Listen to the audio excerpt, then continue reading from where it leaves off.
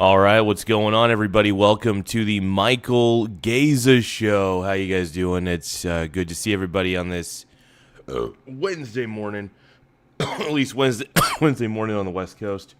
Woo. I had to cough that one out.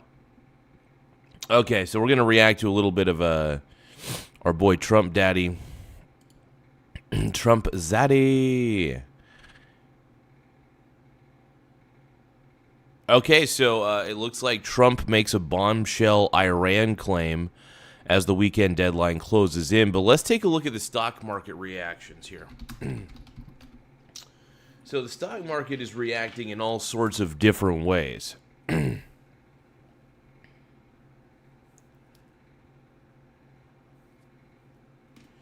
Now, I'm not a pessimist on this war. In fact, if anything, I've been an optimist because the reason I'm optimistic about what Trump is doing is because we're seeing a decay. Annie, what up, brony bro?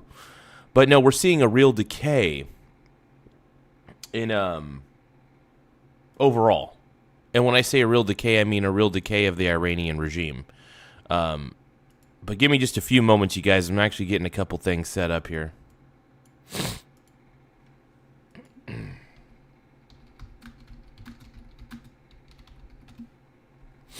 I'm struggling a little bit this morning, but I'm doing pretty all right. It's just good to see everybody on the chat, and let's see. Here we go. Let's live it. I gotta look at some of the settings real quick.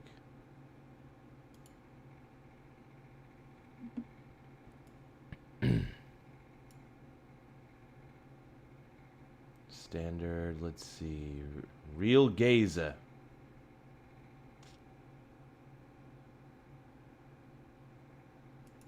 They call me Garza.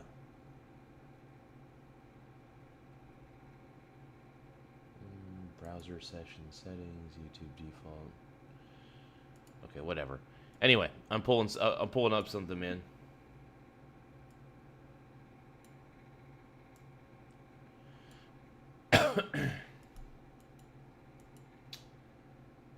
Give me just a few moments, you guys. I appreciate all your patience and everything. Tap subscribe and like.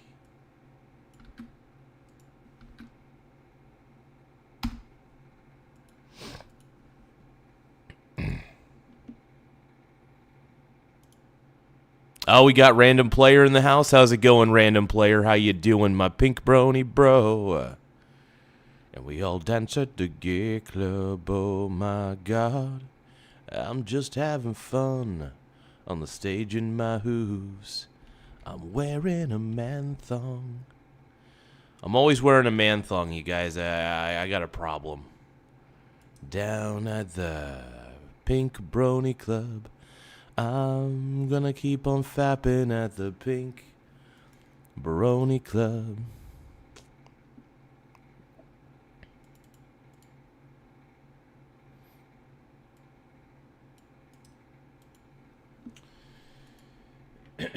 I'm gonna keep on crapping down in West Hollywood.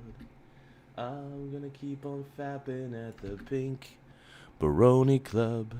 Pink Brony Club. Now, while I'm getting things set up, I'm obviously going to be singing the Pink Brony Club. It's my favorite song. I'm up, and my balls are on the floor. Everybody's looking at me, calling me a whore. I heard that there's a messed up place where all my brony brothers are doing all sorts of things in their face. I'm having wicked dreams of creaming in Tennessee. Lord Santa Monica, you've been so good to me. Man.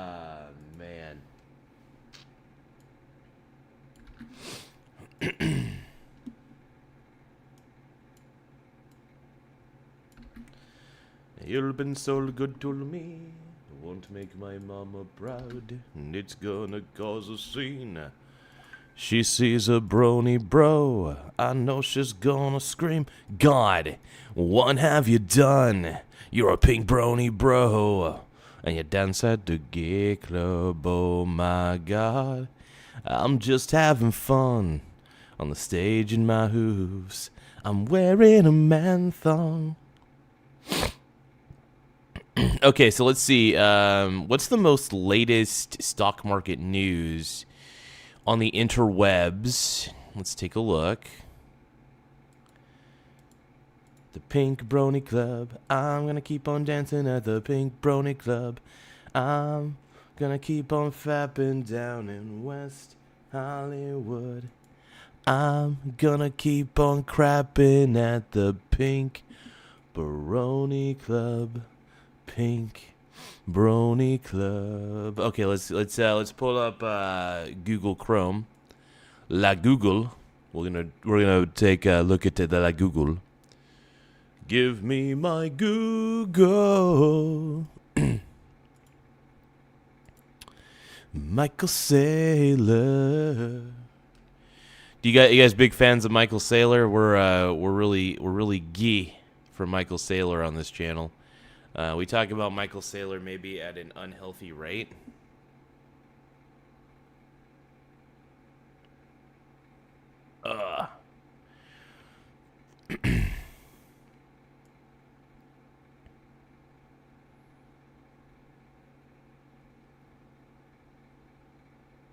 Give me one more moment, you guys. Give me just a few more seconds.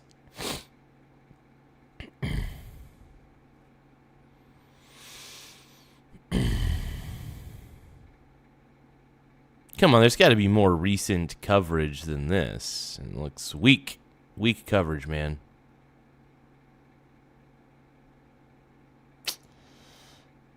Well, all right, we'll just watch this guy. I don't know much about smokes, this guy. We have some big developments in the conflict with Iran. And what could be... This guy's called the Creative Investor. We're going to just react to his analyses, and we'll see what he's talking about, man. Coming next in markets. Futures, as of right now, are up about 0.6%. Hey, I want to say thank you guys for tuning in. Let's keep watching, man. Across the board, oil is down about 5% at the time of recording today's episode, and 10-year Treasury yields are down about 4.5 basis points. I will explain the... I need a Trump tattoo? That'd be sick. Hell yeah. News that came out today after markets closed that is having this positive effect. Is this something that could be durable?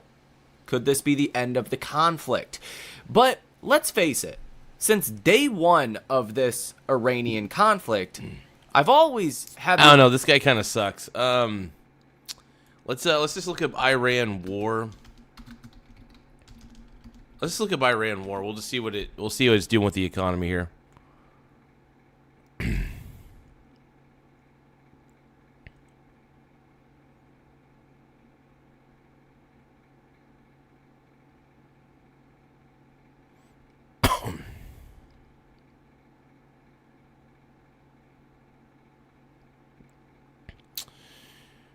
Well, let's see. Give me a few moments, you guys. We're going to see what we can find related to the Iran war, at least at the moment. Well, let's take a look at Fox Business, I guess. We're in negotiations right now. They're doing it along with Marco, JD. Marco. A number of people doing it. Dude, I love JD and Marco Rubio, man. They're and studs. The other side, I can tell you, they'd like to make a deal. Number 1, 2, and 3 is they can't have a nuclear weapon. And they're not going to have a nuclear weapon. And we're talking about that. And I don't want to say in advance, but they've agreed they will never have a nuclear weapon. They've agreed to that. That's the president touting negotiations with Iran, saying that the regime has agreed to his key demand. It will not develop and have a nuclear weapon. I mean, the they shouldn't have a nuclear weapon at all in any way, shape, or form. With Turkey, Egypt, and Pakistan taking the lead on efforts to broker a peace deal. This morning, the Pentagon announcing new defense deals aimed at ramping up U.S. munitions production, striking agreements with BAE Systems, Lockheed Martin, and Honeywell to boost missile and interceptor output. Meanwhile, plans reportedly underway to deploy troops to the Middle East from from the 82nd Airborne Division this Friday, with the Rapid Response Unit reportedly expected to arrive Friday, along with the Marines. And, of course, Friday is President Trump's deadline for Iran to reopen the Strait of Hormuz. Joining me now is Michigan Congresswoman Lisa McClain. She's the chairman of the House Republican Conference. I mean, this shit's getting serious, man. This shit's getting serious. I mean, it's getting whacked out, man. It's getting whacked out, but we'll see what happens. Mr. Chairman, good to see you. Thank you so much for being here. What are your thoughts on the status of this war, and are you going to support that Pentagon ask of $200 billion to fund the operation? You should be funding this operation. $200 billion. If $200 billion is needed to take out the rest of Iran, let's do it. I don't care if you guys disagree with the war. I mean, it isn't much of a war to begin with. I mean, literally, the majority of the military of Iran's annihilated. Navy's annihilated. Come on. Come on. You know what the right answer is. You know. Well, first of all, yes, I'll support the ask. I'll see it, but as we stand right now, we have to support our troops. We have to support our men and women who are putting their lives in danger to keep Americans safe every day. So that's an easy one for me. I hope we don't get boots on the ground, but what I think President Trump is doing is peace through strength. And if there's anyone who can broker a deal, it's President Trump. Just look at what we're talking about. Dude, Donald Trump is a masterful deal maker. Like, people don't often realize that about Mr. DT, is that the man knows how to make a deal happen. He's just that good. He's not perfect, but he's good at making deals happen.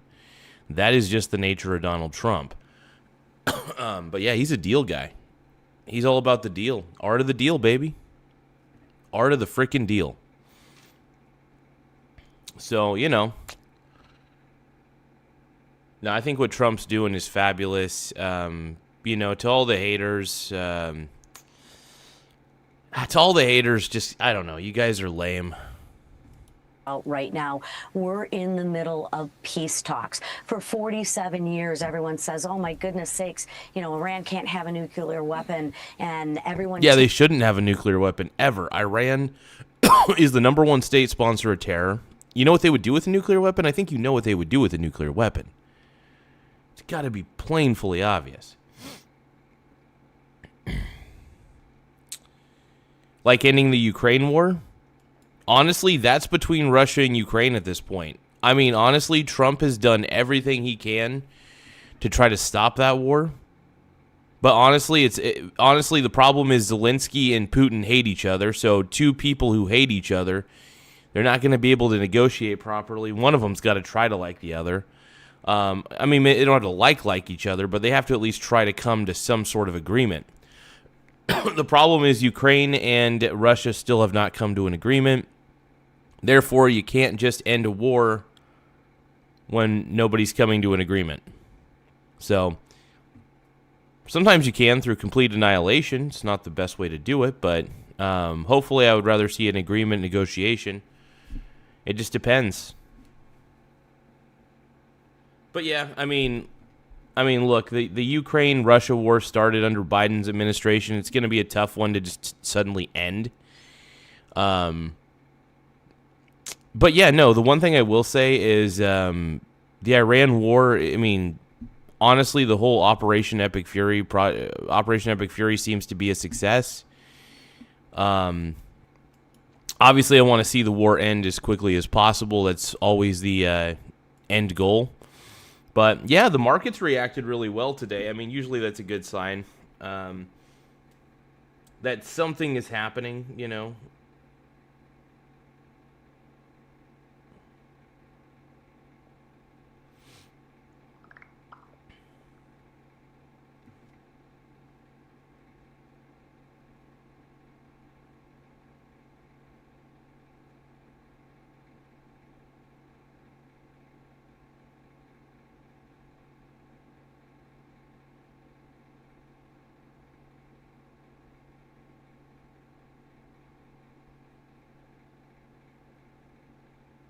Give me a moment.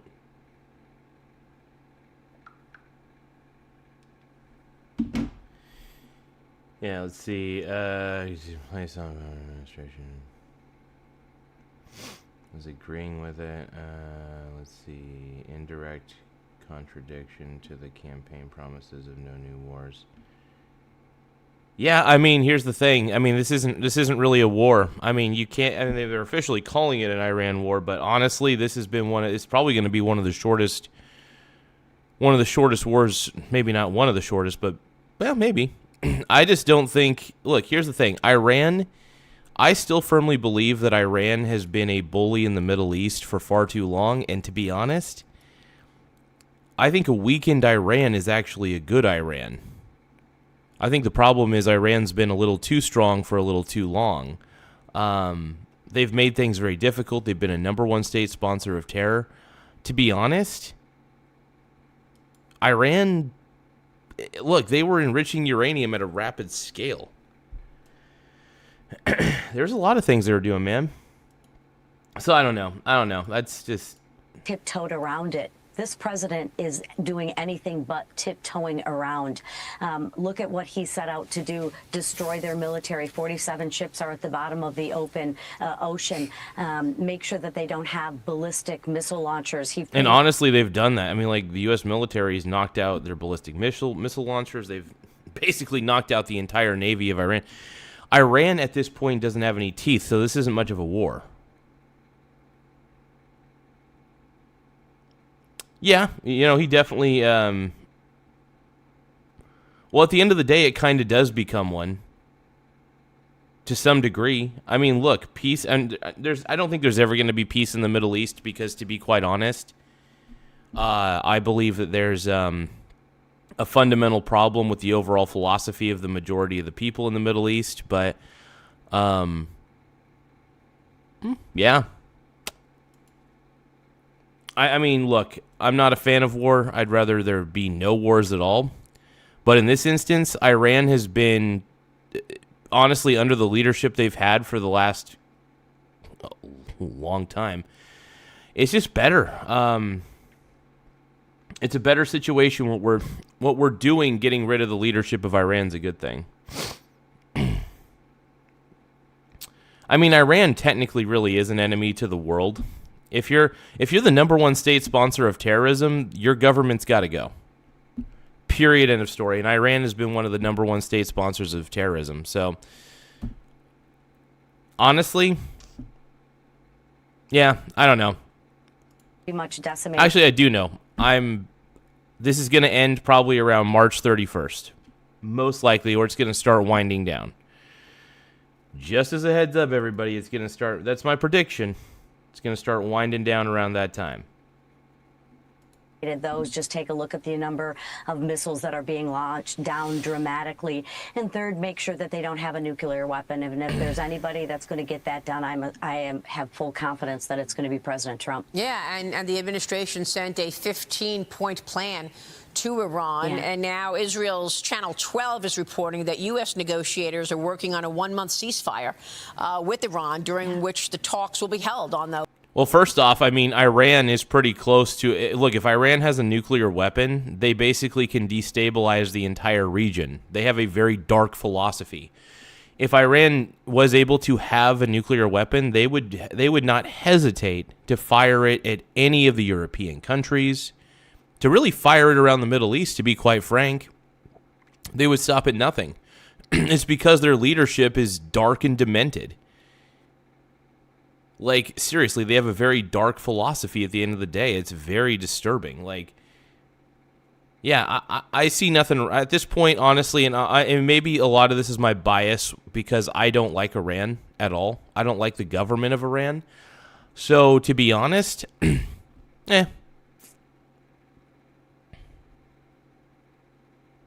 No, actually, there was something that Obama enabled.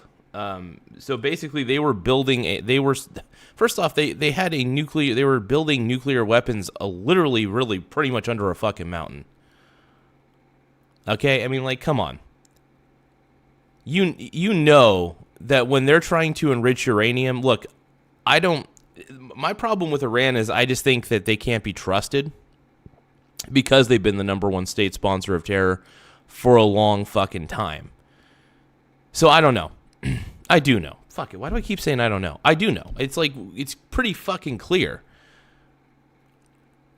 By the way, a weakened Iran is probably the best thing that the Middle East could ask for, if we're going to be honest.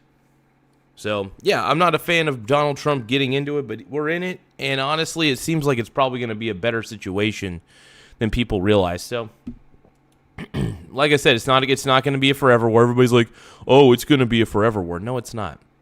No, it's not. Like, Trump and Hegseth, they are very clear. They do not want this to be a forever war. They want this to be done and over with. Blah, blah, blah. But anyway. Those 15 points. What else do you expect to happen to actually get the Strait of Hormuz open again? And it feels the United Nations is fucking worthless. Dude, the United Nations is so fucking worthless at this point. Like, you can't rely on them. Yeah, I'm sorry. It's pretty clear that the United Nations is just absolutely crap at this point. Like, I don't know. Yeah, I don't really care. The UN fucking sucks. Honestly, I've never been a fan of the United Nations. Like, I think it's cool that, nations are communicating with each other, but the UN is fucking lazy. They don't do anything. Feels like this weekend is going to be, interesting, given that we're talking about the Marines and the 82nd Airborne troops going there to assist in opening the strait. Yeah. Look, I'm finally proud to say some of our allies are actually helping out. I hope it doesn't get to boots on the ground. That is a big hope. But at the end of the day, we have got to make sure that we can have trade through the Strait of Hormuz. Yeah, I think that the Strait of Hormuz needs to be opened back up, and hopefully the allies can at least do something. Hopefully something can happen. But yeah, I mean, like, obviously, like, as long as the Strait of Hormuz can open back up, I mean, oil supplies can be less constrained and everything will be golden. And here's the thing. I mean, a lot of people have been fearful in the markets, like, which I'm totally fine with a little bit of fear in the markets. That tends to happen from time to time. Actually, let me take a look here.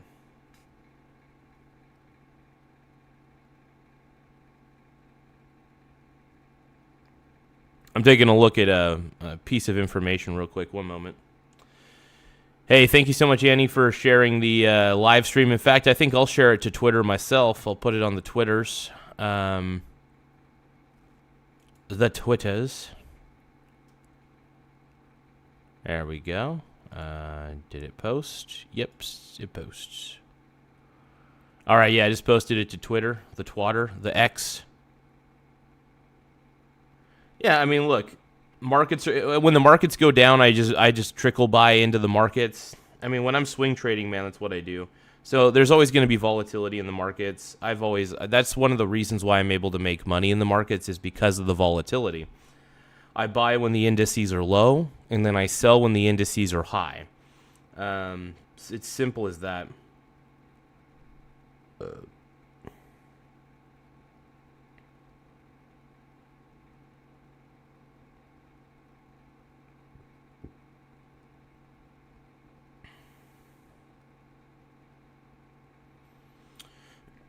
But yeah, to anybody who thinks I'm like gung-ho about this war happening, I'm not. I mean, look, I'm not a fan of Iran, and I've made that very clear. I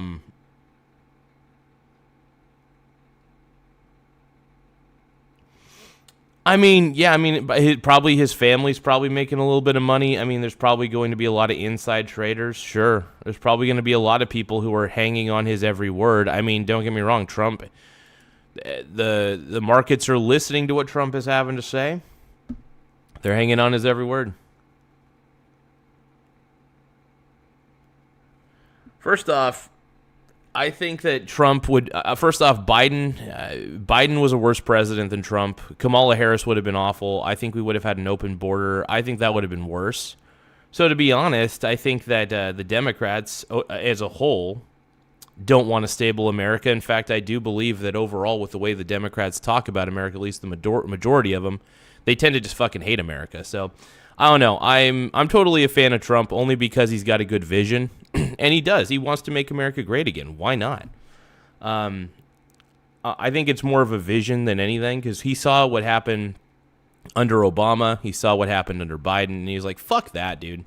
And honestly, I don't know.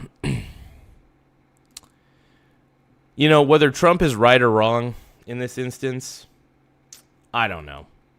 That I don't know. I really don't know.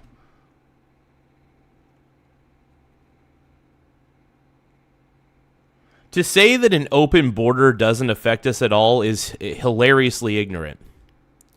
That absolutely is the most ignorant statement in the world, because it does affect us. If you have an open border and you just let everybody in willy-nilly, there are people who hate America that would cause terrorism within our borders.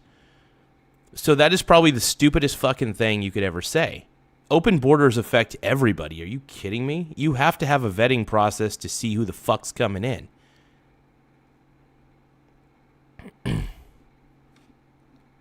Well, good thing I don't eat at McDonald's. I cook all my meals at home. Yeah, I cook all my meals at home. Big whoop.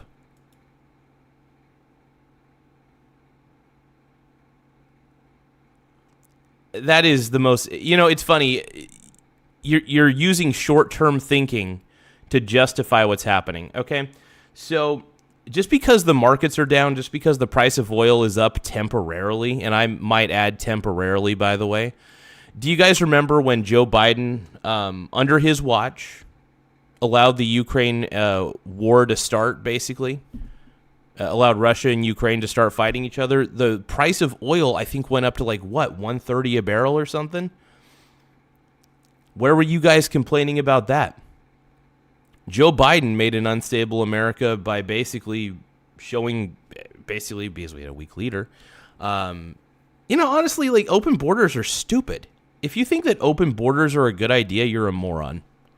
That's just dumb.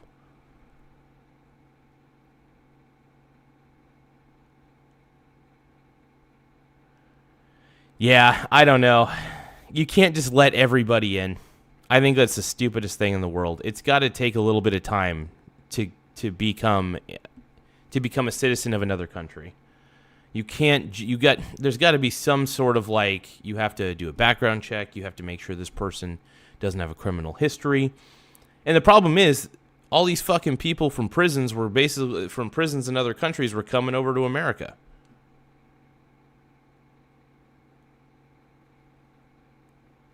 Hey, don't say how your ancestors got here. You're just as white as I am, Billy, so don't say, hey, they're also your ancestors too, dude. You're like just as German as I am, brother. You're just as German as I am, so don't act like you're full-on Native American. You're about as Native American as I am. Her moose.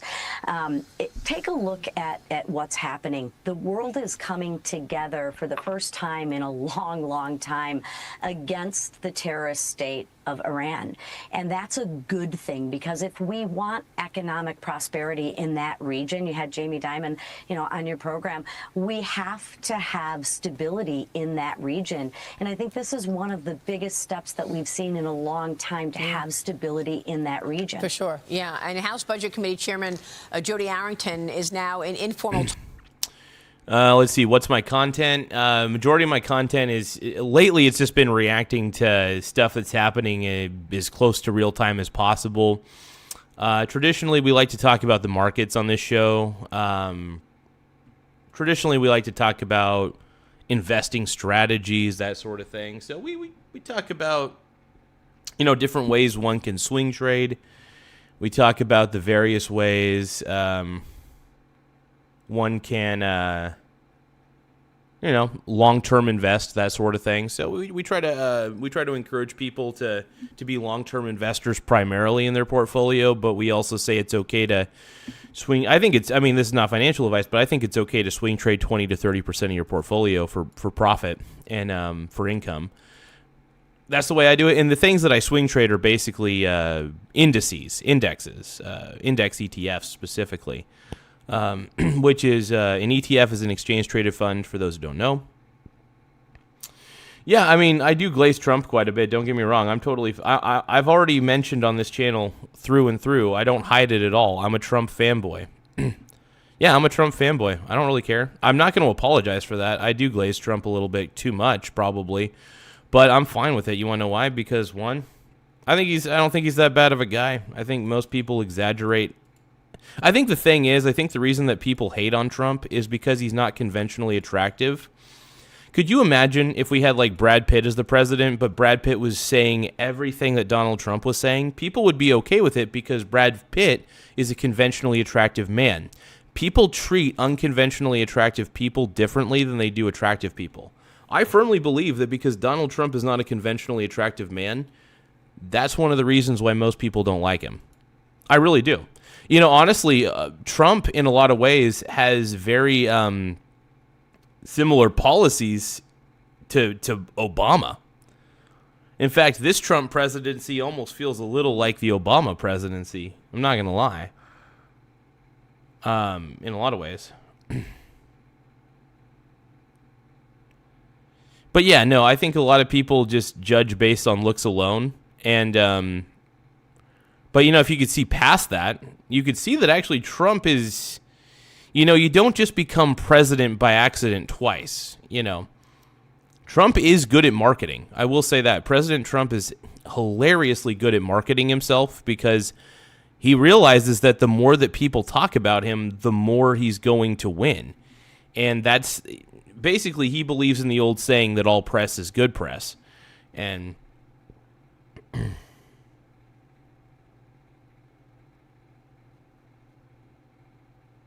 I'm projecting.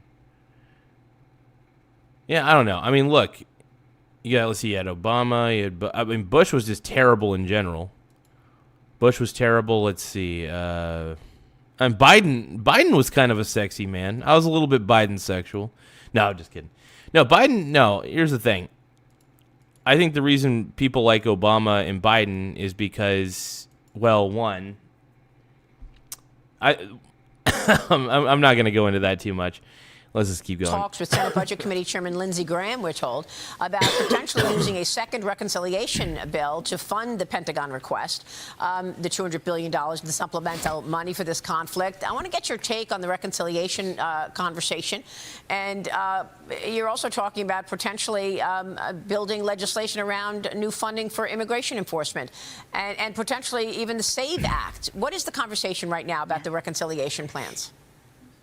Yeah, all options are on the table. And listen, reconciliation is, as you know, is really a tool for the Senate to make sure that the Senate can pass a conservative agenda.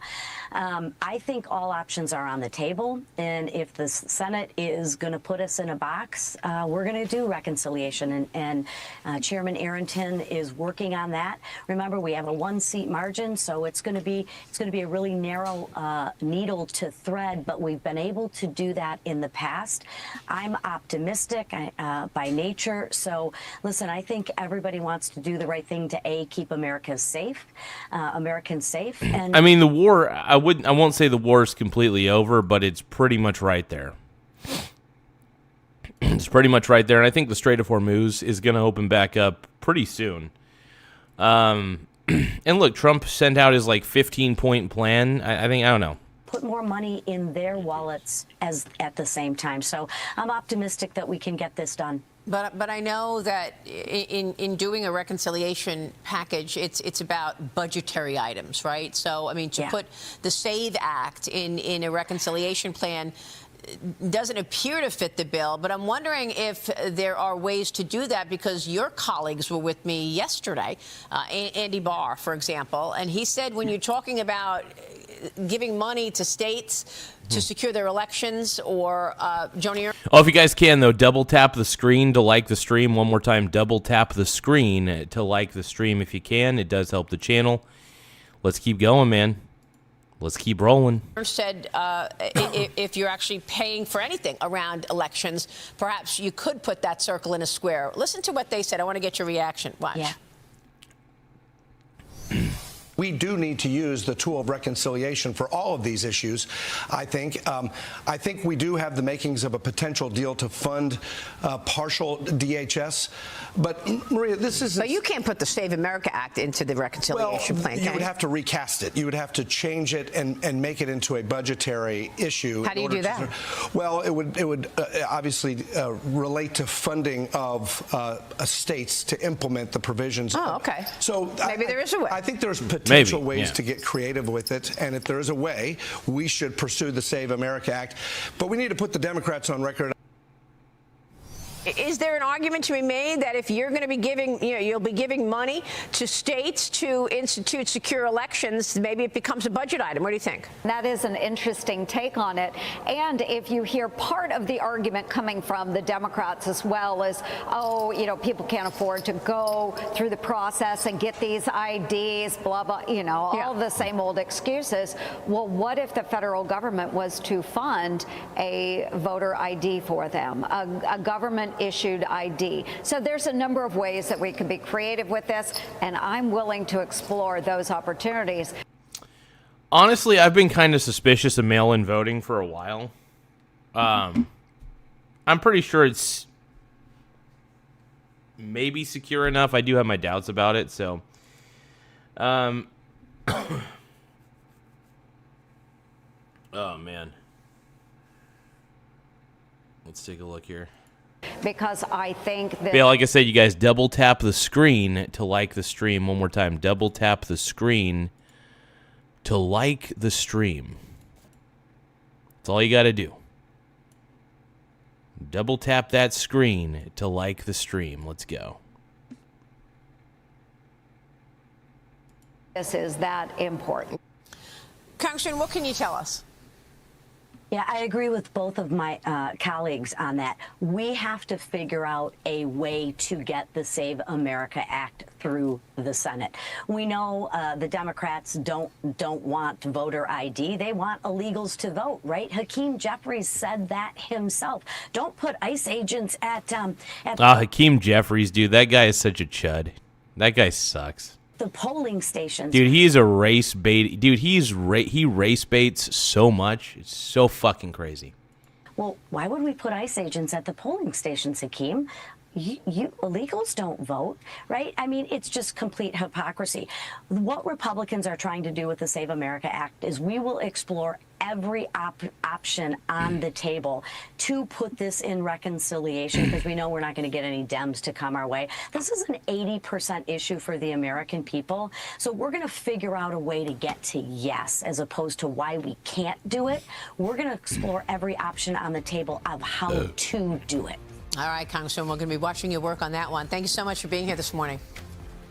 Thank you. Have a great day. You too. Good to see you. Hell yeah, brother. Hell yeah. But thank you guys for tapping the subscribe button, though. The more subscribers we get, the better. Just tap the subscribe button in the upper right-hand corner. Oh, yeah. But yeah, it helps the channel grow, so the more subscribers we get, the better.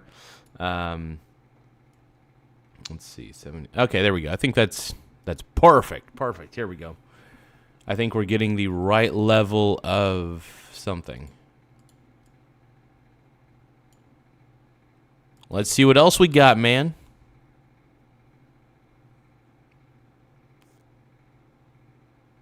Oh, oil prices drop 5% as Trump hints at ending the Iran war. Now from Fox, taking a live look there at the Strait of Hormuz ship tracker. As we know, this conflict in Iran has really shaken up the entire oil industry globally here. And this is where we want to bring in our next guest, Dr. Beery, who is a public policy expert over at Virginia Tech. Thank you so much for joining us this morning. Thanks for having me. I just wanted to start off just... I guess the study's like, thanks for having me. I don't know. It sounds Walk like us through the latest that we've been seeing with gas prices, especially with here in America, as people are really feeling that at the pumps here from the start of the Iran conflict up until now. It's unfortunately a relatively familiar story, which is one of geopolitical tension and tension in the oil market, supply disruptions, translating directly into a price spike at the pump. and that's been happening for the last 50 to 60 years whenever we've seen something like it in 73, 79. We've seen it during the run-up to the great financial crisis and so on, and most recently in the Ukraine, and of course now. And we want to take a live look here over at that ship tracker once more. And we know that the Strait of Hormuz is partially closed. However, we hear from the president that we don't need the Strait of Hormuz for America here, but we're still seeing high gas prices. Why is that? Because oil and its derivatives, gasoline, diesel, and so forth, jet fuel, they're a globalized commodity. And so these prices are set globally. And whilst this is, I would say, largely true, what the president said, these are global markets. And you can see this, for example, in the oil price that is traded in two different versions, West Texas crude and then Brent, the European market. And whilst there are always a little slight differences due to global frictions, as I said, it's a global commodity, and the law of one price dictates that this global commodity is priced around the globe the same. And the Strait of Hormuz is, of course, responsible for about 20% of the oil supply that's shipped around the world. And so this is very much felt. I want to bring this ex-post here from the Associated Press. We can read it together here. This says oil falls more than 5% and Asian shares gain over Trump's talk of negotiations with Iran. I just want to get your initial thoughts on this post here from the Associated Press. In some ways, it's very good news because we're hopeful. We're hopeful that the president's promise that this could be over within weeks, not months, that we're at that event horizon where things could level off, and the Iranians appear to be at least willing to engage in some form of a negotiation. Having said this, it's not over until it's over. And, you know, we have not seen the heights, the worst of the heights that people predicted. 150 a barrel will do. In some ways, West Texas is still... Yeah, I think oil's going to start dropping here pretty soon because the Strait of Hormuz is going to open up. And here's the thing. Everybody keeps saying, oh, Trump doesn't have a plan. Do you think he's going to tell you his plan, by the way? Do you think the military is going to be like, hey, everybody, here's what we're going to do? No, they're going to do everything in secret, because if you start telling the public the plan, then guess what? That gets back to the asshole Ayatollah. So, yeah, honestly, like, it's just... people saying that Trump doesn't have a plan on this one, they're out of their mind. There was a plan the entire time, and the fact of the matter is, if you could take down a country's entire navy and pretty much cripple their military and leadership in a very short amount of time, then you know what?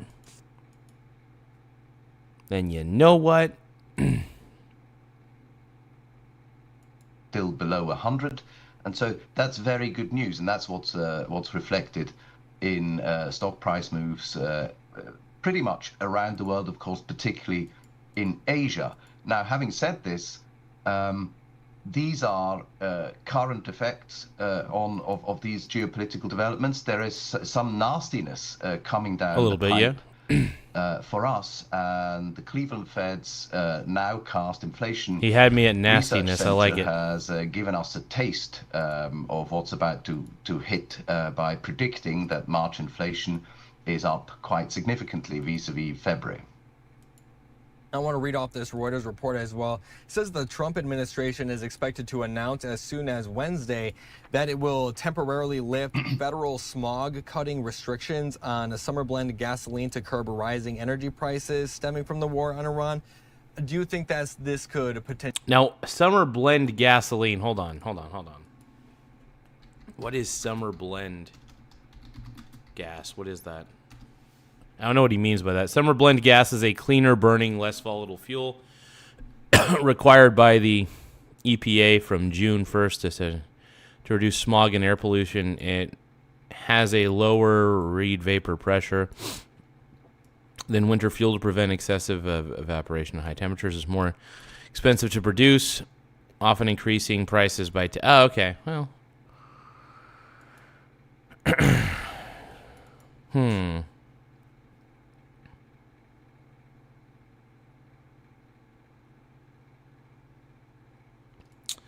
Got it. That's pretty interesting. Ah, okay.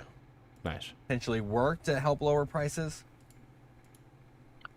It might. It's unverifiable. To disentangle these effects, it'll keep a number of academics quite busy over the next coming years. These are assertions, but they will certainly not, in dramatic ways, shift the needle. And what's most important for everyday Americans is, of course, at gasoline at $4 a gallon is a very uncomfortable reality, and not only for households, by the way. The American transportation infrastructure relies on diesel mostly. We don't have electrified rail. I mean, my dude is right. I'm not gonna lie, he's spot on. My boy is spot on. Let's see. We should go 76. There we go. Let's try that.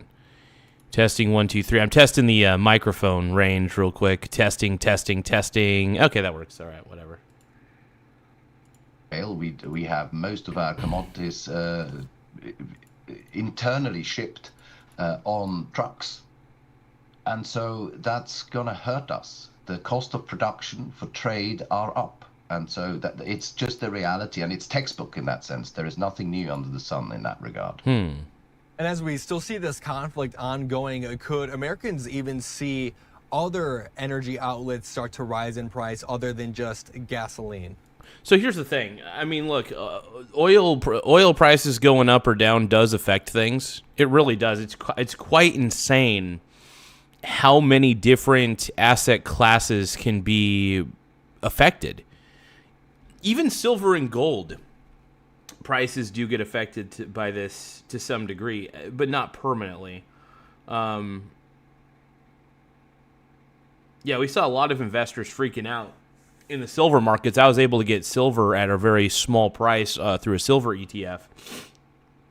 And then, of course, I was able to swing trade it and get a pretty good amount of money off of the swing trade. But one of the reasons, I'm just going to say this, one of the reasons why I'm a huge fan of swing trading silver, my silver ETF, is mainly due to the fact that, like I said, silver is increasingly volatile. It goes up so rapidly and it goes down so rapidly, you know? When it goes down rapidly, obviously I'm buying one share at a time. And there's no commission fee, so you could buy one share at a time whenever you want. But yeah, one of my main philosophies is everything that I swing trade has value naturally. In fact, that's a requirement for anything that I swing trade. I'm not going to swing trade Bitcoin because Bitcoin has no intrinsic value, for example. But I am definitely going to swing trade like small cap ETF indexes because the underlying assets within those ETFs are valuable. I'll swing trade just about anything if we're going to be honest. I swing trade a lot. But whenever whenever small caps go down, I'm definitely buying here, buying there. And then when small caps go back up, I then sell at a profit. And it's just basically, people don't realize there's so many opportunities through various indices that as long as the indices themselves hold things that have true intrinsic value, either based on what they produce, what they do, things of that nature, I mean, you can have a real advantage. But as long as you're trading based on what has value and what doesn't, that matters. So everything in my swing trade portfolio, and part of that, all of it revolves around things that have intrinsic value. Period. End of story. And it's the simplest, honestly, it's the simplest and the easiest way to invest, in my opinion. At least when it comes to swing trading, because I think the problem is there's a few types of swing traders. Most notably, I am one of those who buys the dip and then sells the flip, And what I mean by that is I buy when things get lower and then sell as things go higher. I'm basically a contrarian swing trader because when you buy the dip, you're basically doing the exact opposite of what everybody else is doing. And when you sell on a bull run, you're doing the exact opposite of what everybody else is doing. So because I do the exact opposite of what the market does, what people in the market are doing, I'm a contrarian investor at heart. And that's one of the reasons I'm going to attribute my contrarian attitude to why I've been successful in the world of investing, especially in swing trading, man. If you're a contrarian investor as a swing trader, man, and you hold a lot of cash on the side to buy dips on indices, you're always going to find a way to win. Another thing that people don't really consider when it comes to index buying, or at least trickle buying into indexes, or like precious metal ETFs, for example, is like I said, I know that every single thing in my portfolio has real value. Like if I were to take out the market price, I can measure its actual value without looking at the market price. Sure, everything I get into is obviously going to be overvalued because anything in a market tends to be slightly more overvalued than it actually is.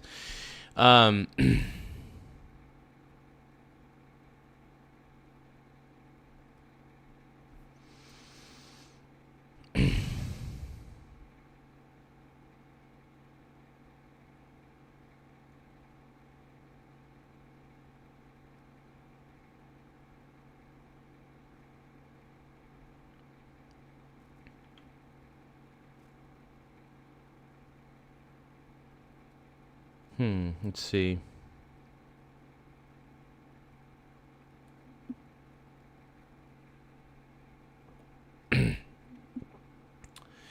Yeah, let's see here. Thank you guys for tapping the subscribe button, though. It really does help the channel in a lot of ways. I do appreciate it.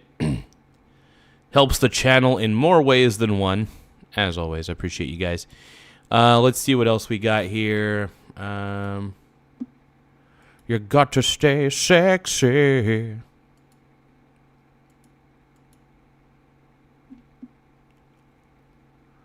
Chris Rule says, Michael Garza, brony bro. Yes, I am the brony. I'm the broniest of bros.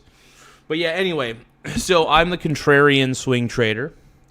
The other type of swing trader is somebody who gets in on the momentum. So like when something is going up rapidly and they notice it's going up rapidly, that's when they get in. So they try to get in right at the beginning of the, at the bottom, and then they try their best to sell at the top. That's typically what a day trader does, though, is they momentum trade. I'm not a big fan of momentum trading, if we're going to be honest. I'm very patient when it comes to my positions. When it comes to my positions, I'm extremely, extremely patient. I think that's the best way to do it overall. But yeah, no, I love swing trading, man. I don't have any real time frame for when I for when I have to sell. I just have conditions. All that matters are see, like I said, I have no time frame, but I do have a series of conditions that need to be met. So, for example, like if something is dipping, that's a condition for me to buy. If something is going up and I'm able to profit off of that upswing, then if that condition's met, I will sell partial amounts for a profit. And a lot of the times what this does is it lowers my average cost, which is good. So it's a win-win situation. So like I said, I love buying the dip on things that I know have intrinsic value. Could they continue to dip? Sure. Could silver dip really, really rapidly? Absolutely. 100%. But if silver dips rapidly, I'm so inclined to get into it, because the lower the price of silver goes, the better for me overall, man. It's just better for me overall. I'm always a fan of dip buying on silver, though. Well, the electricity costs, for example, are already up for other reasons. Some people speculate whether it's the rise of data centers and so forth. But energy is the lifeblood, of course, of a capitalist economy. And so therefore, increasing energy costs under all circumstances. I say we have a multitude of energy outputs. I think solar's totally fine. I love solar. Solar, I think a consideration for nuclear is fine. Solar, nuclear, fossil fuels. Windmills I'm kind of on the fence about. I'm actually, you know what, honestly, windmills are not as effective as people have been, as far as the propaganda is concerned. So windmills I would rather have solar than windmills, to be honest. Another thing is they've been working on using the tidal forces of the ocean as a way to generate electricity. So, for example, because the ocean moves, because the water in the ocean moves so much back and forth, there are tidal forces that end up happening because of this. So what they do, they have these little buoys, and these tidal forces hit the buoys, and because of that force, it allows the generation of electricity, essentially. So using tidal forces to generate electricity is almost just as effective as, like, building a dam to generate electricity, that sort of thing. So I think it's really cool that they have technology out there. Yeah, it's not new. Yeah, I mean, if it's new, it's new. If it's not, it's not. Sometimes I'm up on the times. Sometimes I'm behind the times. Whoop, whoop-de-doo. But either way, I mean, it's still cool. I think using the power of the ocean essentially to generate electricity, I think, is a very smart idea. And we're adding to the demand. It's not that we're needing less energy for what we're doing. And so in that sense, that is, of course, of strategic importance. Bringing it back to your picture there of the Strait of Hormuz, it is a well-known international choke point. And national security interests demand that these choke points, which exist all around the globe, are taken seriously into consideration, which I'm sure the Department of War has. Well, actually, that's an interesting point you make. I would actually like the fossil fuels industry to start investing in clean energy. Like, you know what I mean? Like, wouldn't it be cool if, like, for instance, if, like, Chevron started buying up all these green energy companies and then start, because they could make a profit off of green energy. They could.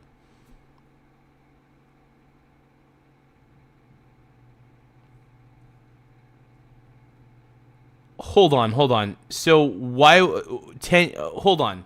So I'm saying that windmills are ineffective, but imagine how much more effective they would be giving 10 years of field testing. Okay, wait, why would giving a windmill 10 years of field testing, why would that make a difference? If windmills are inefficient, they're inefficient. Whether it's now or later, inefficiency matters. So the fact of the matter is, I believe windmills, not just believe, I mean, they pretty much are. They do cost a lot of money to construct sometimes. And then also, their energy output is not as great as one would think. So you could do 10 years of field testing. It doesn't make a windmill any more effective. The windmill is still going to have the same energy output unless they modify the way the windmill is constructed, maybe to change that, maybe use cheaper materials or something like that. I've got no idea. But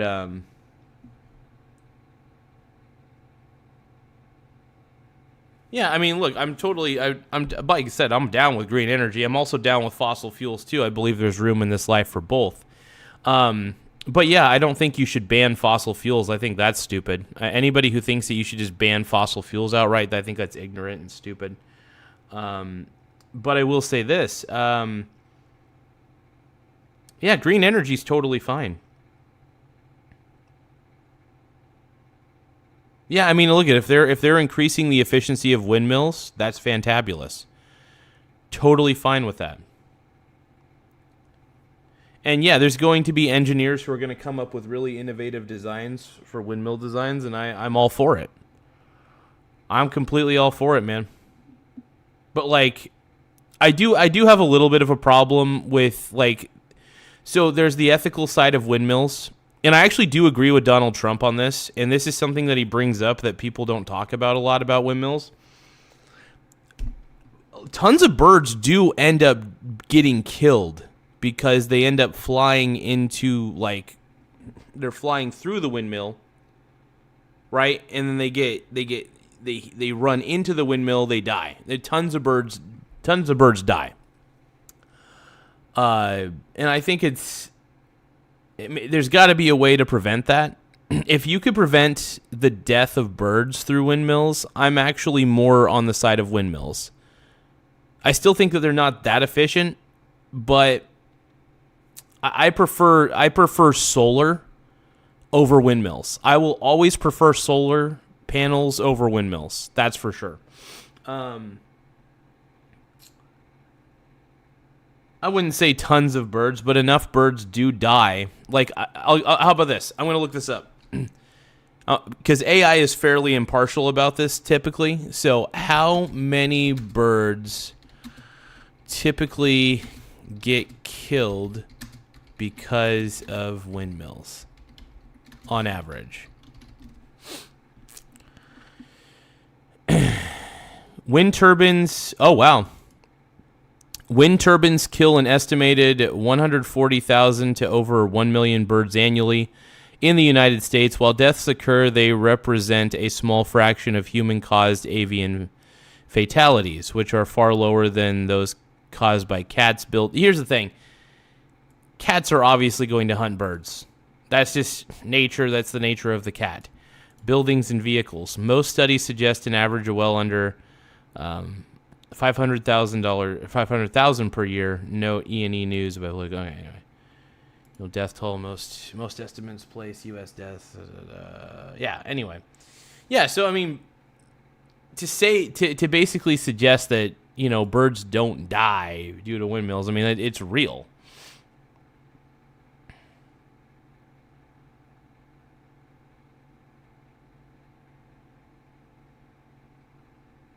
But yeah, I mean, as long as the windmills are, I don't know, ethically constructed. I don't know how you do it at this point, but yeah, because of the bird death, because of the death of the birds.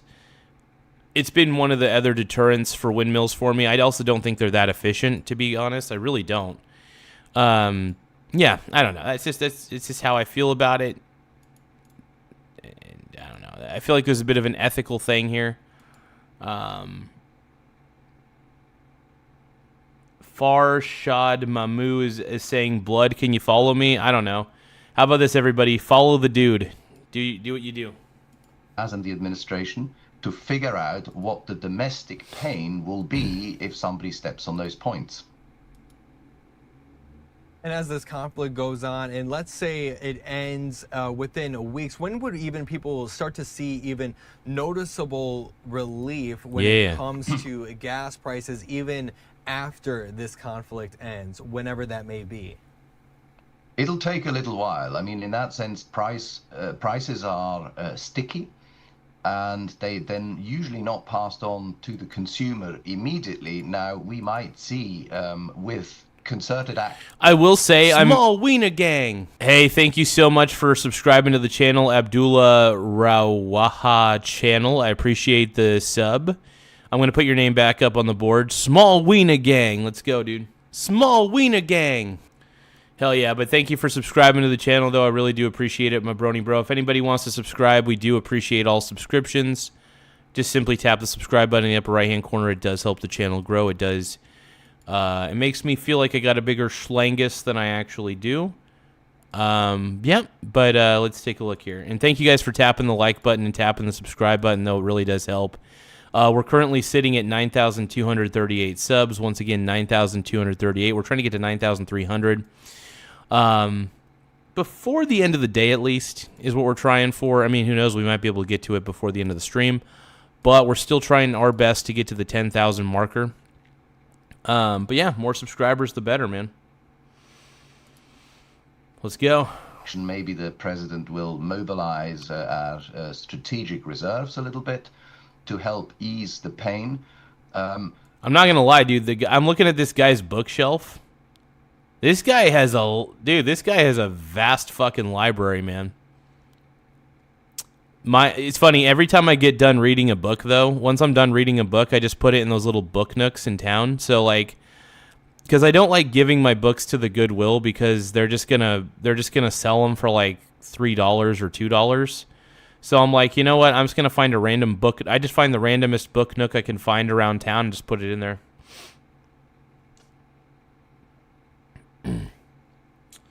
Yeah, I don't know. Maybe I could make some more outraged faces in my thumbnails. I don't really care about that, though. I'm totally fine with just doing live streams and short videos. Honestly, I've been doing a lot of bite-sized news short videos. And those have been doing pretty well. It's been making me a little bit of extra passive income because I'm monetized on YouTube. So whenever I get advertisements played on a short video, it ends up helping out. So I've been just doing some bite-sized news and kind of coming up with little scripts and stuff like that for the bite-sized news stories. Like I said, I'm really at the end of the day not a news fan. I'm not. The only reason I do this is because, well, the audience, there's a demand for it. So if there's a demand for, you know, I mean, obviously I'm not going to do everything that there's a demand for. For instance, I'm not going to go out and make shock content just because there's a demand for it.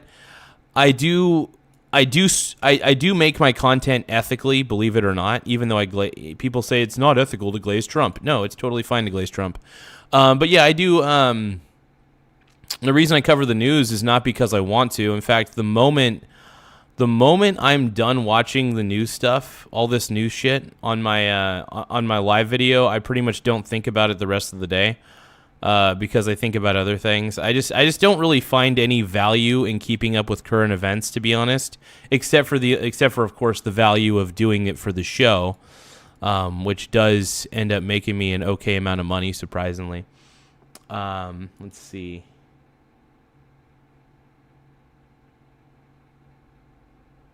Give me just a moment. Here we go. It's anybody's guess. You know, it's like how long is a piece of string? In that sense, we have plenty of evidence from the past to make predictions about what might happen. Oh, you guys, like I said, don't forget to tap the subscribe button, man. We're at 9,238 subs. Let's go. Please subscribe. But at the same time, a month ago, nobody would have predicted on anything that's going on in the world that we would be in this situation in the first place. And so, in that sense, we have to be patient.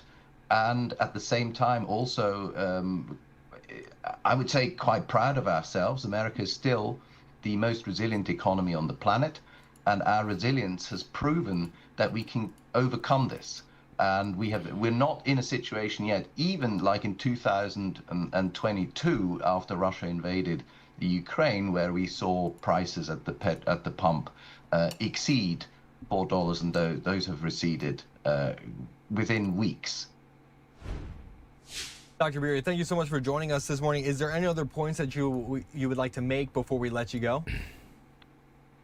It's in some ways, I would say that these are some of the perils of globalization. We all hang together. We experienced this during COVID, and in part, the president's program, foreign policy program, is to make our national self-sufficiency more strategically independent from anywhere else. Which I'm glad that, by the way, I'm actually kind of glad that Donald Trump wants more independent, wants it to be a little more independent, you know?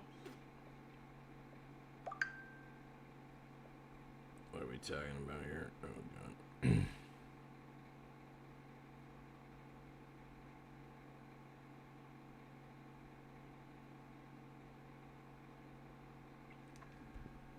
Oh, it doesn't matter. Anyway. In the world, and nowhere is this more difficult than in global energy markets, and this current war proves that point. There might be extraordinary long-term benefits from it, so that we don't have to face a situation like this in the future. Hopefully. Dr. Beery, thank you so much for joining us today this morning. We appreciate your time. Let's go, dude. Let's go. Thanks for having me. Bye. What a stud, dude. What a sexy, sexy stud. Hell yeah. Can we go to a place? Oh, shit. Iranian military issues a defiant message to Trump. Let's take a look. Right about 20 minutes now past the hour, President Trump sounding optimistic about talks with Iran, saying that negotiators have made progress on at least one major point. It all starts with they cannot have a nuclear weapon. Just, you know, I said yesterday, they said, what I don't care. are the top 10? I said, well, number 1, 2, and 3 is they can't have a nuclear weapon. And they're not going to have a nuclear weapon. Oh, shit. Oh, hold on, you guys. There's a White House press briefing happening. I don't know if it just happened or not, but... Oh, it's just starting. Nobody's at the podium right now. Hold on. So nobody's at the podium.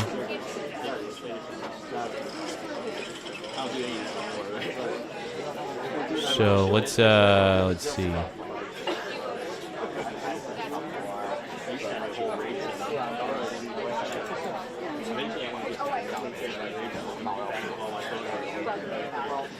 So I have like 24 terabytes. Anyway, you could do a raid, or you could buy. Give me just a few more moments, you guys. You just have multiple of them, and then it might be cheaper and easier. In other words, I have a desktop at home. I have 2 homes in New York. And the one in New York is 2 external, and then there's one that's the third and fourth one that rotate DC New York that does the desktop here. So I restore to here, and carry on a thumb drive everything that's updated there, update that, back up to the externals, and then when the externals comes here, and update the computer. Does that make sense? It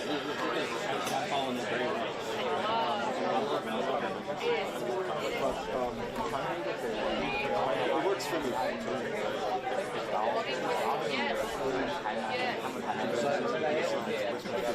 have a different background than most people. I own an Apple.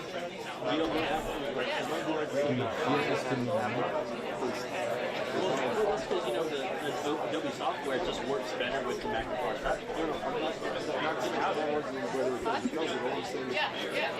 It started a long time ago before Windows. Whatever. So just like I've always been in that. Apple hardware was more expensive than the equivalent Windows, because Windows companies or Windows box and only Apple made Apple.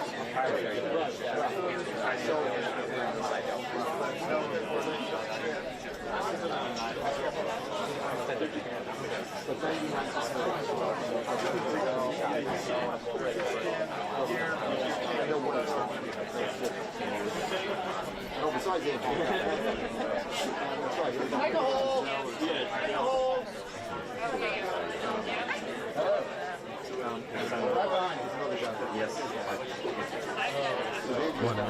Give me a second, you guys. Sorry about that. if you read his LinkedIn, you'll see his background. Most I know from friends like on YouTube. Right, LinkedIn will get more quality.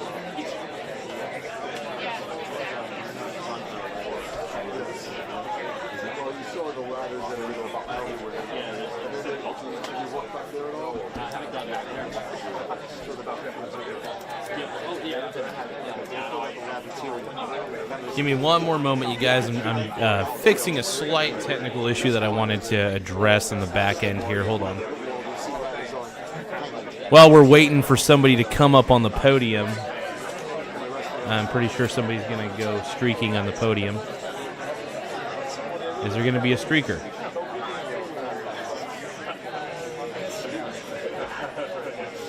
Let's see who's streaking here.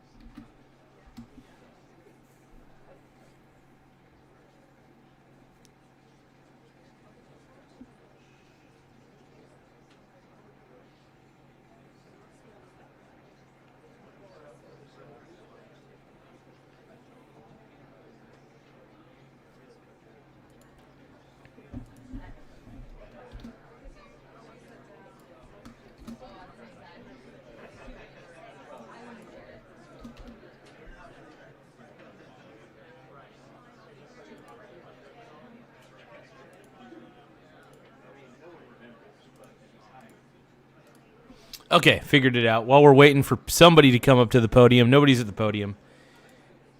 They're all fapping.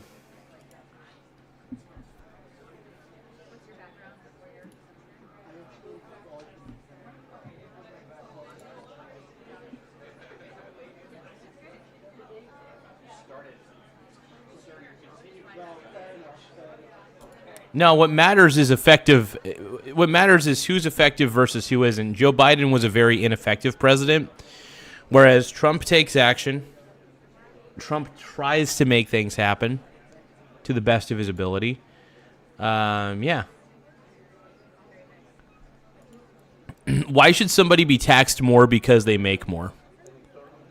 I think it's actually unethical to tax somebody because somebody makes more. So if I make $250,000 a year, what, I should be taxed at 40% because I happen to be doing really well in life? I'm sorry, I think that's extremely unethical. I think just because I make more doesn't mean I should get charged more as a percentage. That's so stupid. Like, I totally understand why rich people try to avoid paying taxes, because if they didn't try to avoid paying taxes legally, then they would be taxed up the ass. Most of their net worth would be, you know what I mean? But here's the thing. A lot of wealthy dudes are smart about it because what they do is they keep their net worth in a portfolio, and they just basically, a lot of those wealthy guys live off dividends.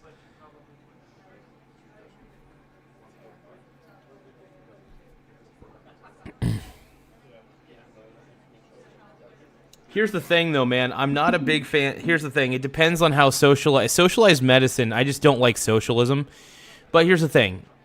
I think when the government gets involved, everything gets more expensive. The problem is, one of the reasons why healthcare is so expensive nowadays is because the insurance companies got way too involved in the healthcare industry, right? So I guess one of the solutions would be get rid of health insurance and make it to where, I guess, the public option is tempting. Having a public option is very tempting, by the way. But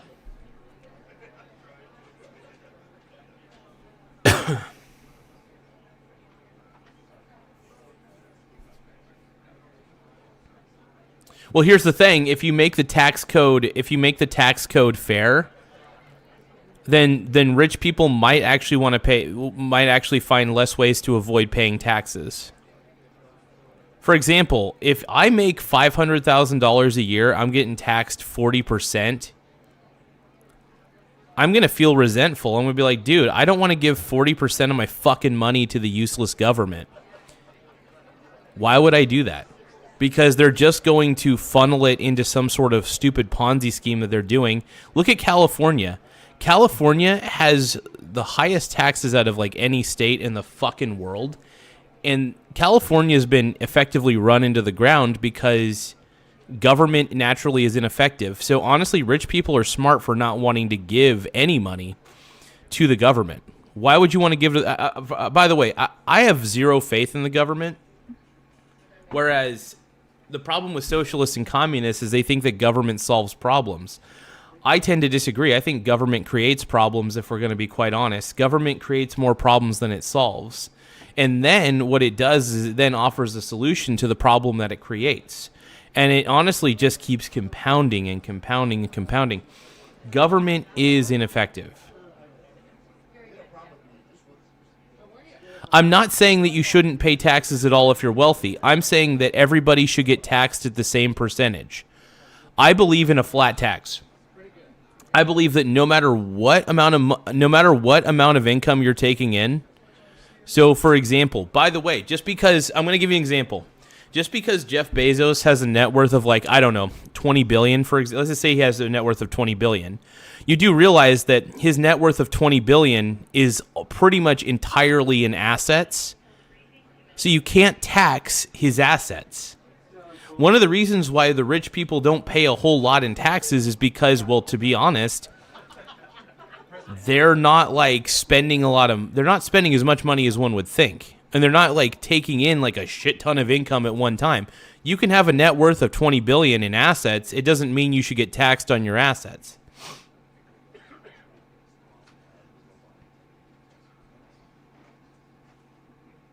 Look, by the way, did you know that you can legally avoid paying taxes through the tax code through deductions? Rich people are really good at tax write-offs. They have really good CPAs. One of the reasons why rich people are really good at not paying taxes is because they're good at looking for deductions. Typically, they'll donate to a charity because, honestly, most rich people would rather give to a charity than give to the government.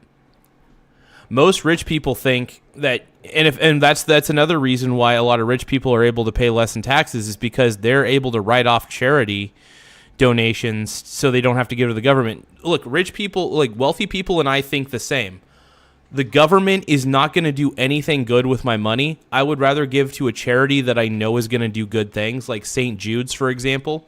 They're going to help cure kids. They're going to try to help make sure that kids are not, their parents are not going to have to go bankrupt for cancer treatments. And by the way, I do think we should eliminate health insurance completely. I think the reason that everything is so expensive in the healthcare industry is because of health insurance overall. I do think that there should be a public option for things like cancer and stuff like that, because cancer treatments are extremely expensive. I think for diseases that just, like things like that, I think diseases that are very expensive, there should be a public option for that. I'm not usually a fan to resorting to socialist ideals, but and by the way, if you're going to have taxes, if you want to make it to where nobody can avoid paying taxes through any means, have a flat tax that is fair. I say tax everybody equally, 10% across the board. Or how about this? 5% across the board. Rich, poor, whatever income you're getting, 5% of it goes to the federal government, and that's that. 5% flat tax. I think it was Herman Cain, I believe, who floated that idea back in the day. It's a really interesting idea, interesting proposal. Just flat tax. Let's not complicate it. Let's do a flat tax on the federal level. 5%, it's fair for everybody. It doesn't matter how much you make. 5% for everybody. No ifs, ands, or buts about it. You just pay the 5%. It's good.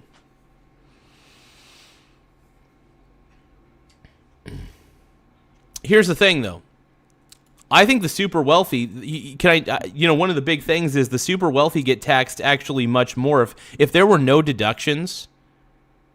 Okay, how about this? Let's take a look. You know what? Because we know it's impartial here. So let's look up what AI says. So I'm going to go to ChatGPT and ask, how much does Jeff Bezos pay in taxes every year? Let's see how much Jeff Bezos pays, for example. I'm sure he still has to pay some level of taxes. Jeff Bezos even typically has to pay some level of taxes. It depends on if this information is public, though, by the way. We'll see. Yeah. Nobody's on the board, dude. Nobody's coming to the board.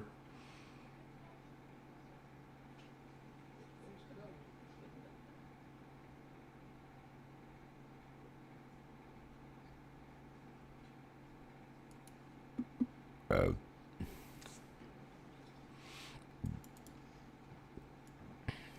afternoon, everybody.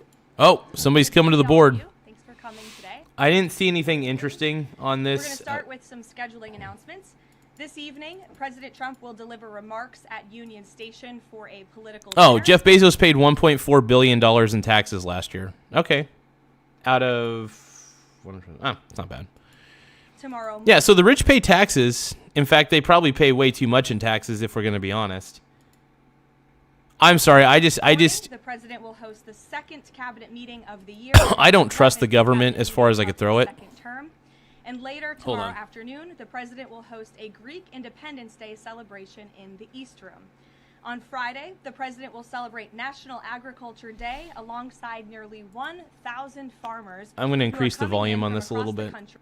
For the first event of the season on the South Lawn, so pray for good weather, to highlight the president's successful policies in support you guys able to hear? of America's farmers, including efforts to lower input costs, open new trade markets, bolster the farm safety net, double the death tax exemption, end taxes on rural property loan interest, and create rural opportunity zones. Also, I'm pleased to announce that President Trump's meeting and a long-awaited meeting with President Xi in China will now take place in Beijing on May 14th and 15th. First Lady Melania and President Trump will also host President Xi and Madam Peng for a reciprocal visit in Washington, D.C. at a later date to be announced this year. Turning to the ongoing military operations in Iran.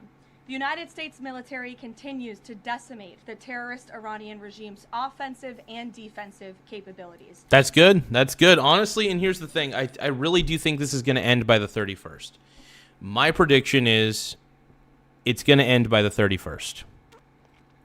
I know some people think I'm a little bit wrong on this. I mean, I personally believe that I'm right on this, but, we'll see. I still think that, honestly, I believe that Trump's on the right path, man. Just over 3 weeks in, it's abundantly clear that Operation Epic Fury has been a resounding military triumph. More than 9,000 enemy targets have been struck to date. Compared to the start of the operation, Iran's ballistic missile attacks and drone attacks are down by roughly 90%. The United States is also annihilating the Iranian regime's navy. We have destroyed more than 140 of their naval vessels, including almost 50 mine layers. This is the largest elimination of a navy over a 3-week period since World War II. Again, let me reiterate, this is the largest elimination of a navy on the face of the planet in a 3-week period since World War II. We are systematically dismantling Iran's defense industrial base, which will prevent future threats to the region. Our military also remains laser focused on eliminating the regime's threat to the free flow of energy through the Strait of Hormuz. Over the weekend, we dropped several 5,000-pound bombs on an underground facility used to store equipment, including Damn, dude. And here's the thing. Some of those underground facilities are pretty deep underground, so honestly, a 5,000 bomb with an intense, I don't know a lot of the terms when it comes to weaponry. I'm not going to lie, so you guys have to forgive some of my ignorance. But honestly, a 5,000-pound bomb, I'm assuming, is going to do a lot of damage to an underground facility. Because once it hits at the surface, it's going to be it's going to be enough force to probably crackle through everything. Ship cruise missiles and mobile missile launchers positioned along the coastline of the strait. So basically, they're taking out all of these weapons facilities that are along the strait. Honestly, I think the Strait of Hormuz is going to be open here pretty soon. Let's see how the markets are. I want to see how the markets are reacting to this right now. Grow more successful with each passing day, steadily degrading Iran's ability to terrorize merchant ships. For all of these reasons, we are very close to meeting the core objectives of Operation Epic Fury, and this military mission continues unabated. From the outset, President Trump and the Department of War estimated it would take approximately... Oh shit, dude, the markets are actually reacting really well to this. Hold on. We'll watch more of this here in a second, but let me take a look. 78.75? Shoo.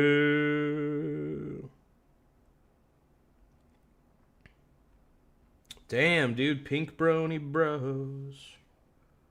Let me take a look and see if I could sell at a profit here.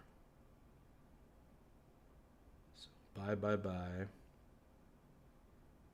Market sell, market buy, market sell. So 77.56 was one of the last ones. 77.56. Yeah, actually, 78.71, that's a good little profit. That's nice. Hold on, you guys, making a quick little profit on the internets. On my brokerage account real quick. Hold on. I'm hanging by a moment here with you. All right, so 77.56, and then it's not bad. Yeah, I made a little profit there. Heck yeah, man. Just traded the SCZ.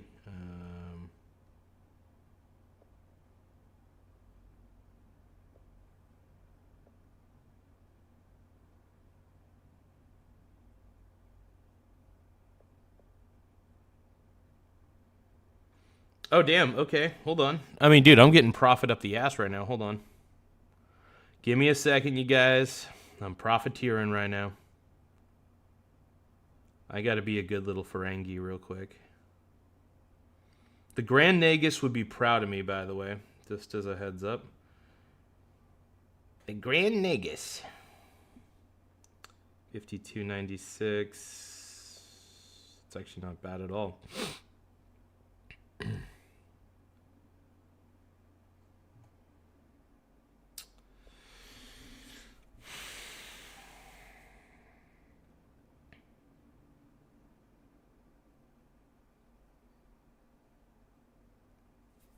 Looking all right. 29.50.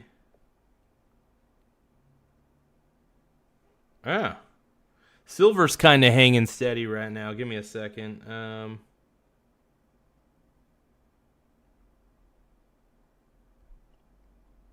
We'll sell a little at a profit here and there. A little profit here. Yeah, so I'm getting little profits here and there. Nothing too crazy today.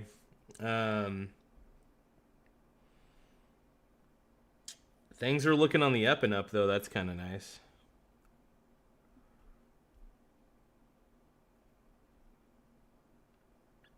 Yeah, this is looking fabulous, man. Just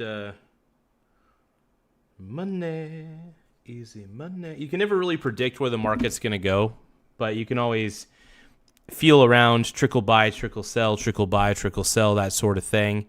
And it could be a real huge advantage. 4 to 6 weeks to achieve this critical mission. 25 days in, the greatest military the world has ever known is ahead of schedule and performing exceptionally. Day by day, the Iranian regime this is amazing, though, by the way. And their ability I love it. to threaten the United States and our allies is being significantly weakened. Their ambitions of building a nuclear weapon have also been crushed to an even greater degree than they were in Operation Midnight Hammer in June 2025.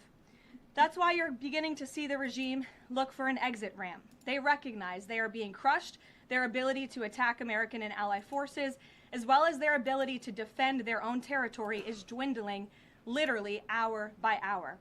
Following President Trump's powerful threat on Saturday evening, it was made clear to the United States that Iran wanted to talk. President Trump is willing to listen.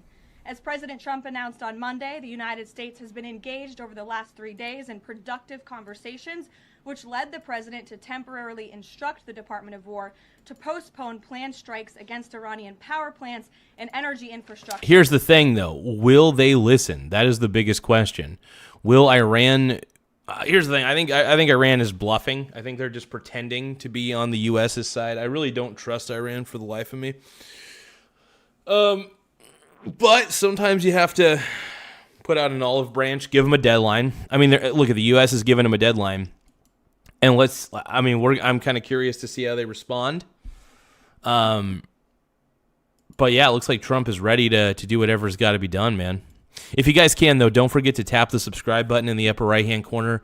It does help the channel grow. We're currently at 9,238 subscribers. Once again, 9,238 subs. So please don't forget to tap subscribe. It really does help the channel grow. And let's keep watching, man. Only. The remaining elements of the Iranian regime have another opportunity to cooperate with President Trump, permanently abandon their nuclear ambitions, and cease actively threatening America and our allies. But the president's preference is always peace. There does not need to be any more death and destruction. But if Iran fails to accept the reality of the current moment, if they fail to understand that they have been defeated militarily and will continue to be, President Trump will ensure they are hit harder than they have ever been hit before. President Trump does not bluff, and he is prepared to unleash hell. Iran should not miscalculate. Dude, I think Trump's going to go fucking hard, dude. I think Trump's going hard, bro. Again. Their last miscalculation cost them their senior leadership, their Navy, their Air Force, and their air defense system. Any violence beyond this point will be because the Iranian regime refused to understand they have already been defeated and refused to come to a deal. Here at home, we are now on day 40 of the Democrats' shutdown of the Department of Homeland Security. Democrats in Congress are forcing American travelers to wait in hours-long lines at airports across the country, robbing TSA officers and other federal workers of their hard-earned paychecks that they use to feed their families, and causing billions of dollars in Well, of course the Dems are going to, as always, the Democrats do what they do. They just want to make Trump look bad. And then they try to propose a bill that absolutely fucking sucks. And then Republicans have to vote no on it because they're demanding bullshit. This is the problem. The Democrats are deluded. You know, the Democrat Party has become too deluded in my mind, too crazy. I try not to... It's just they believe in so many stupid things. And it's just so frustrating to ever get behind the Democrats at this point. I don't know.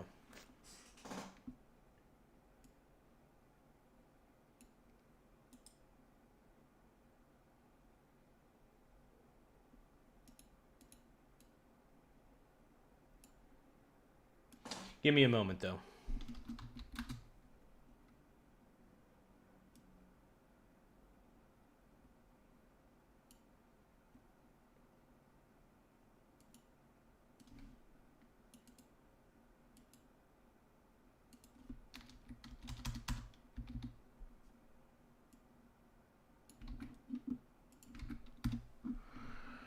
But thank you guys for being so awesome, though. I do appreciate your guys' patience with me. You just have a little patience. Still hurting from above. I lost a love I've lost. I'm feeling your frustration. But any minute all the pain will stop. Damage to our economy. A father of 3 recently told CBS News that he felt he had no other choice but to quit his job as a TSA officer and find other work as the Democrats' shutdown of DHS continues. This is the quote from the father, and I encourage everyone to listen. I think the hardest thing is seeing the struggle that my wife was going through and not trying to bring more stress to her, the father of 3 said, but seeing her cry every night. How am I going to feed my family?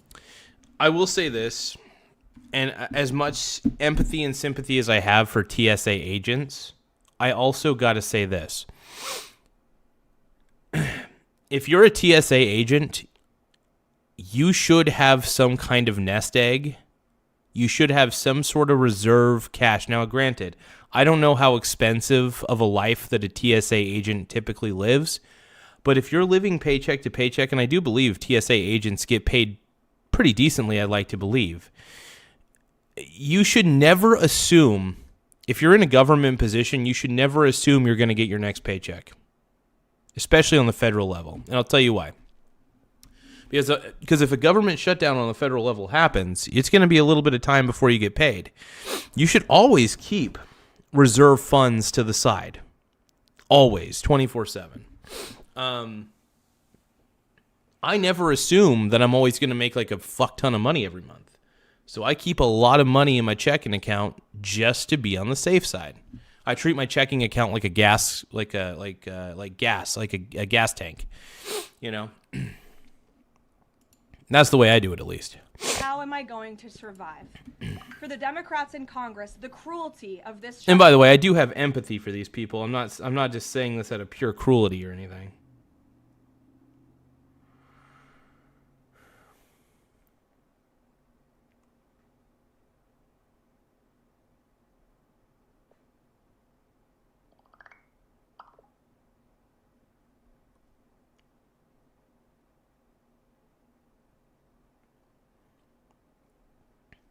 But no, like I said, I think that, you know, if you're a TSA agent, though, if there's a TSA agent listening to this right now, just remember in the future, if you're going to keep being a TSA agent, remember that you may not be guaranteed a paycheck for a while if a government shutdown happens.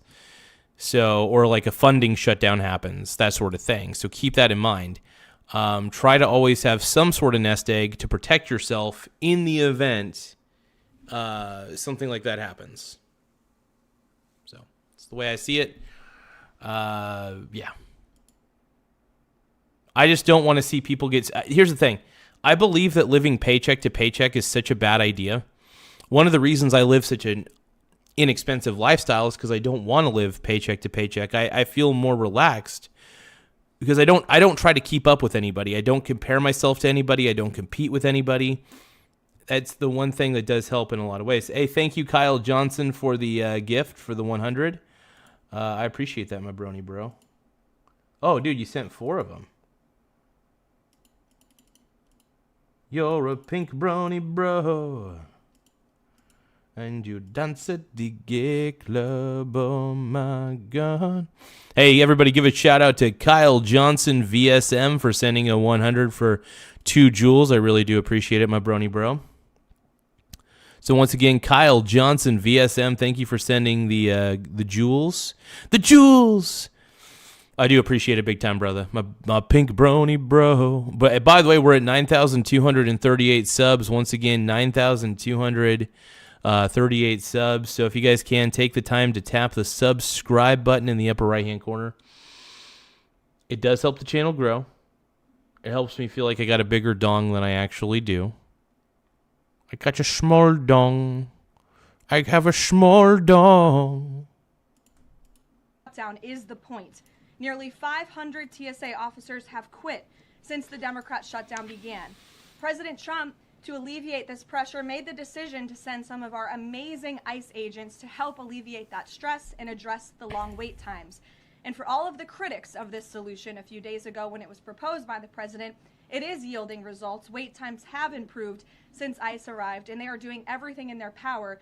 Oh, dude, ice baby, dude. Hell yeah, dude. Get it.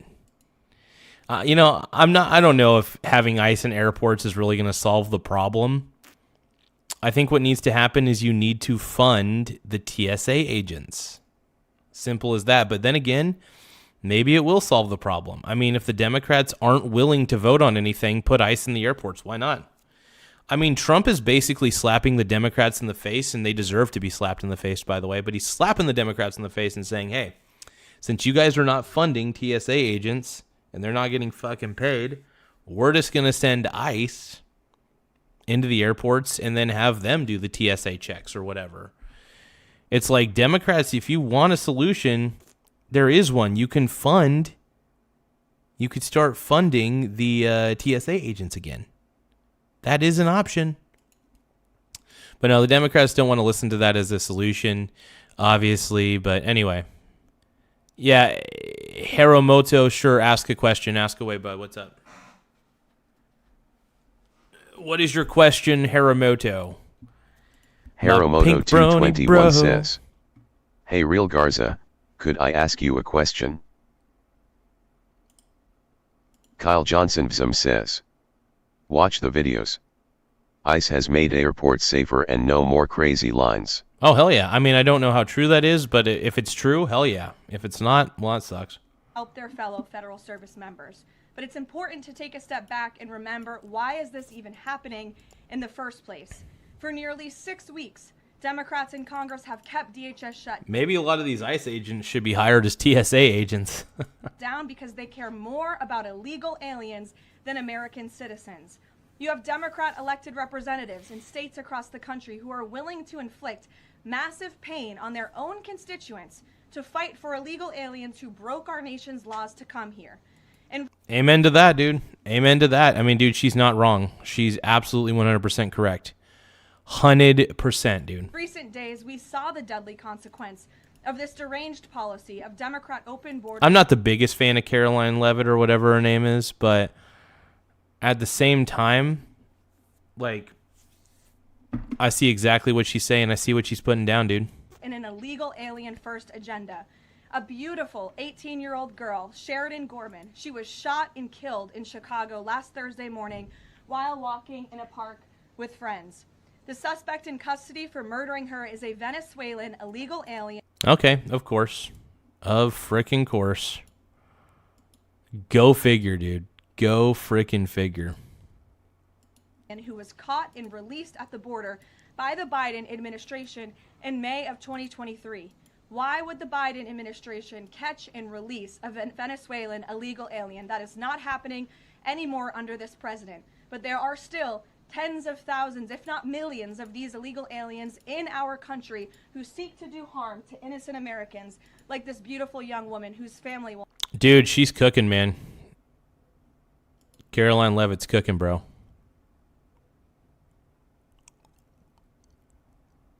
Oh, Harrow, what's your question, bro? Oh, okay. So Harrow is saying, is it okay for a 46-year-old man to look at a... Whoa, dude, what the fuck? Well, I don't think it's okay. I think it's grooming. Harrow, it's called grooming, brother. There, I just responded to the question. Mike U5Z There's just so many people fucking chatting, Garza dude. didn't respond to Harrow's question, on, man. LOL. But yeah, no, to respond to his question, that is grooming, by the way.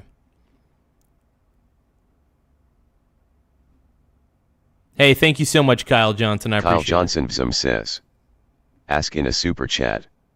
He doesn't owe you anything. You're in his channel. Hey, thank you guys for tapping the subscribe button, though, in the upper right-hand corner. To anybody who hasn't subscribed, please help a small channel out because the creator has, I have a small dangus. But if you can, tap that subscribe button. We're currently at 9,239 subs. Once again, 9,239. We're trying to get to 9,300 before the end of the day. Well, hopefully we can get to it. We probably will. But yeah, don't forget to subscribe, man. More subscribers, the better. Let's go. Will now never be the same because of her death. To make matters even worse, this monster was also released from local custody again after a shoplifting arrest, where in the sanctuary city of Chicago in June of 2023. Again, another innocent American citizen had her life stolen from her because Democrats embrace reckless open border policies and reckless sanctuary city policies, which put criminals Amen, dude. Amen. back into American communities. How many more Americans have to die before the Democrats end this madness?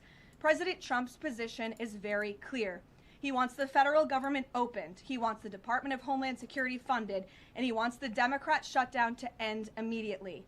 The president will also continue to call on Democrat leaders in sanctuary cities and states like J.B. Pritzker, where this young, beautiful girl was murdered, to cooperate with ICE and stop releasing illegal alien criminals. Amen. Amen. Again, amen, dude. She is spitting truth. She is spitfire and a lot of truth right now, and I love it, dude. I love what she's doing. She's on point, dude. Into American neighborhoods. It is for the safety of every American citizen, including all of the people in this room. With that, I will take your questions, and here in our new media seat today, we have I don't think he's a groomer. No, that's crazy. Gabe Fleischer. Thanks, Caroline. Thanks, Gabe, for being here. Thank you. I have two questions for you. First, if the war in Iran continues past this current round of peace talks, and with thousands of troops on their way to the Middle East, is there a point, either a number of ground troops or a number of days, at which the president will consider seeking authorization from Congress? Well, as you know right now, that formal authorization from Congress is not necessary because we're currently in major combat operations in Iran. The Department of War and the President, as I said, estimated about a 4 to 6 week timeline for the full completion of these military combat operations. We're again on day 25 today. And as a courtesy, nevertheless, the administration did notify Congress, the Gang of Eight, ahead of the launch of the operation 25 days ago. And we've also had our top national security officials. See, the thing that scares me is there's a lot of people in Congress that I feel like would leak the war plans. And I feel like you can't really trust them, you know? That's the way I see it, at least. You know, before we watch the rest of this, I'm going to make myself a quick sandwich. Thank you guys for tapping the subscribe button, though. Thank you guys for gifting. Thank you guys for super chatting. I appreciate everybody. Let's go. Give me a few seconds, though.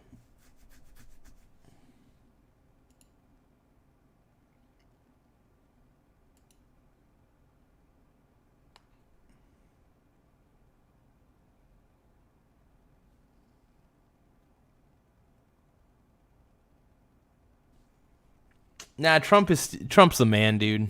Trump's the man.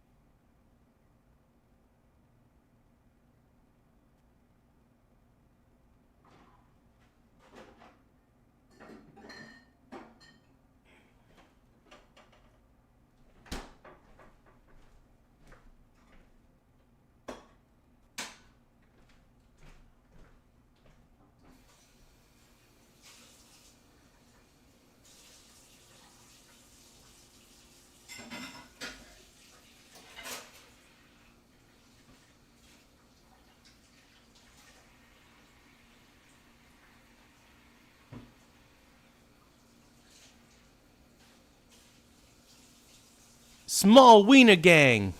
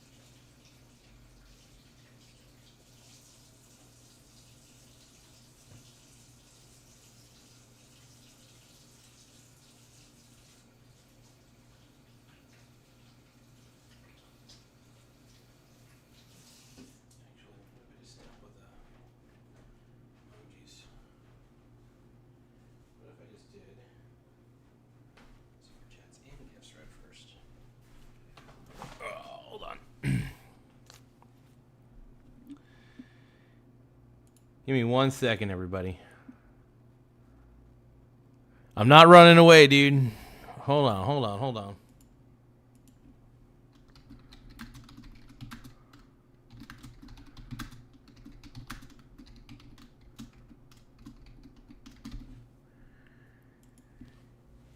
I'm doing a little bit of an experiment.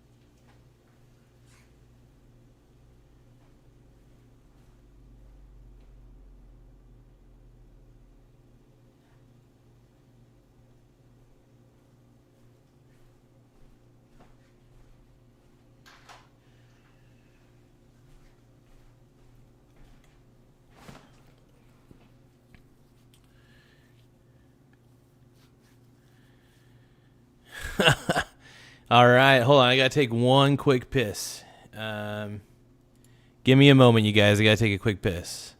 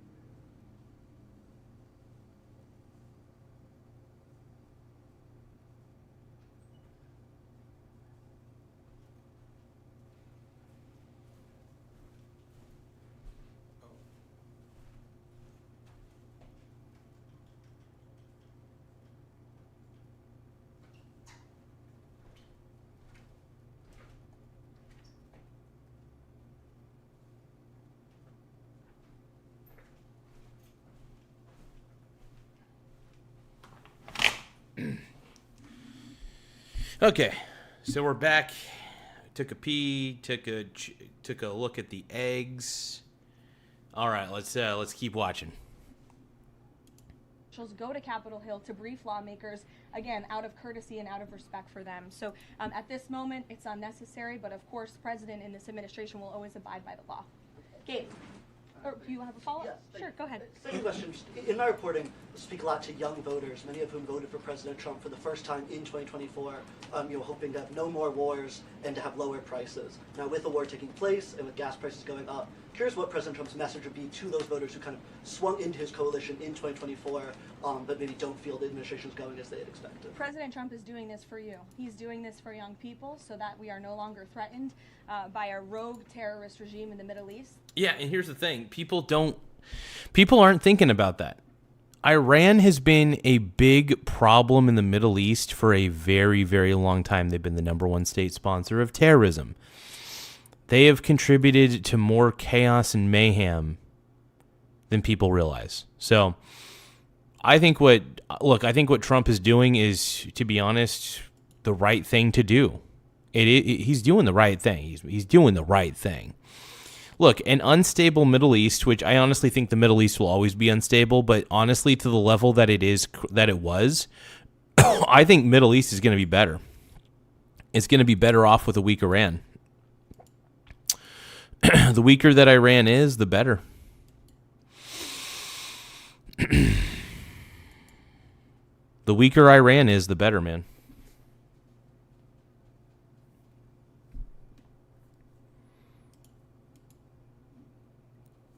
So we'll see what the result ends up being. By the way, we're at 9,240 subs.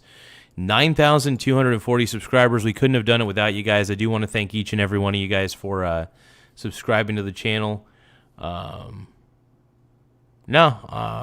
Look, honestly, dude, you know that the leadership in Iran is shit.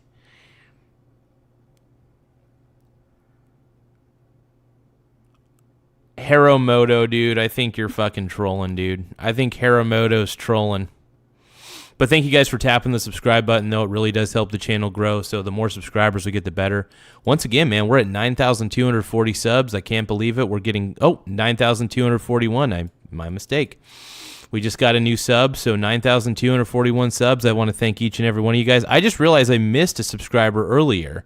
Everybody, give a shout-out to Renvier _NR thank you for subscribing. Small Wiener Gang.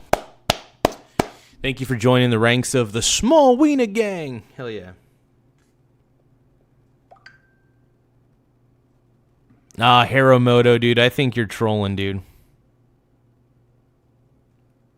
I think you're trolling, bro. You're a pink brony, bro. Small Wiener Gang. Even if he did say something that was questionable, who the fuck cares at this point, dude? Dude, Trump says so many questionable things, I can't even keep track, man. Hey, let's give a shout out to HHM for subscribing to the channel. I'm going to put your name back up on the board, man. Small Wiener Gang. Thank you so much, HHM. You're the man. You're so sexy.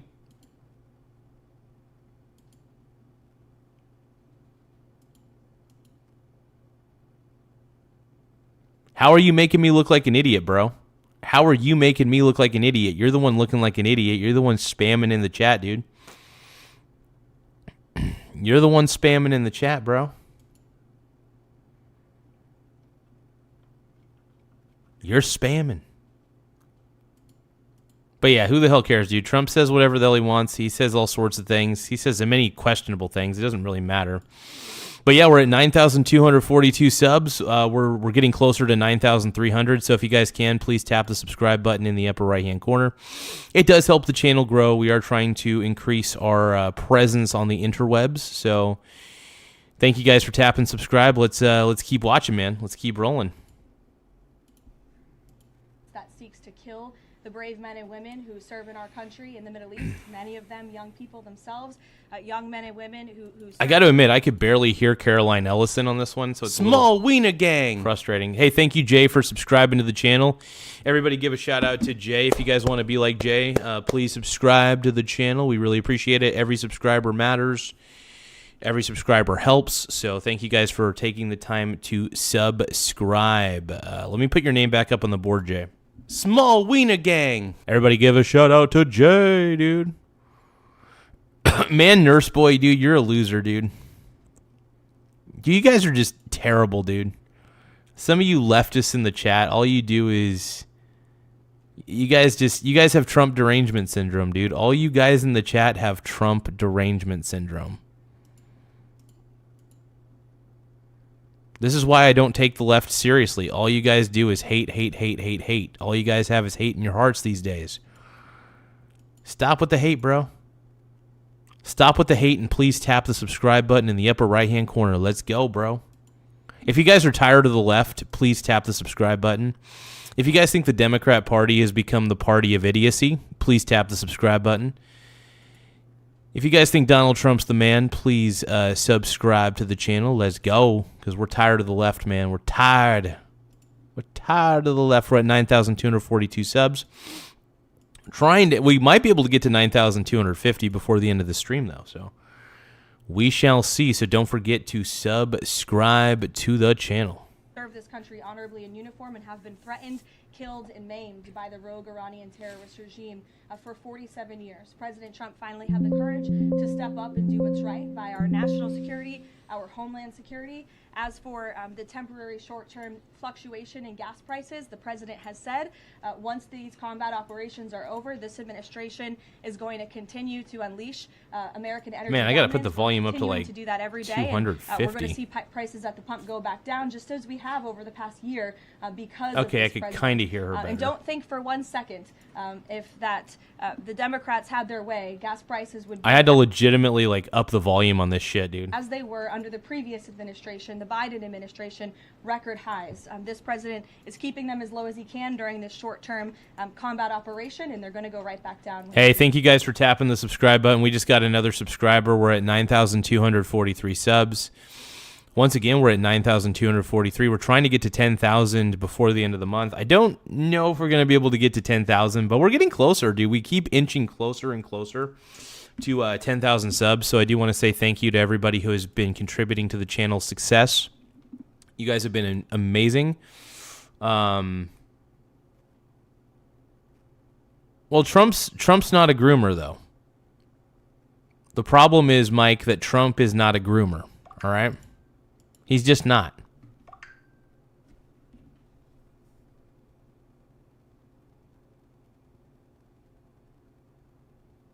I mean, you could say that Trump's a groomer, but I don't think he's a groomer.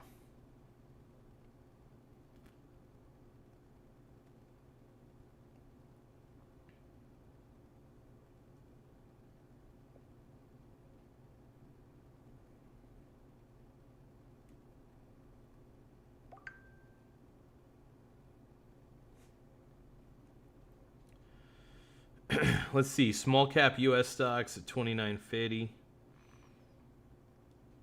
They call me witty. P. Diddy.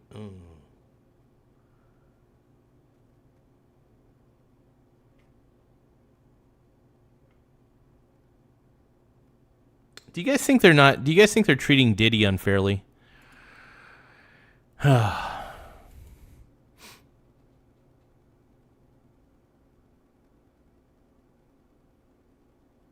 No, dude, I'm not. How the hell am I? Dude, no, you guys are just accusing everybody of being PDF files at this point. You're accusing everybody of being PDFs, dude. What the hell? That's on you, bro. That's on you.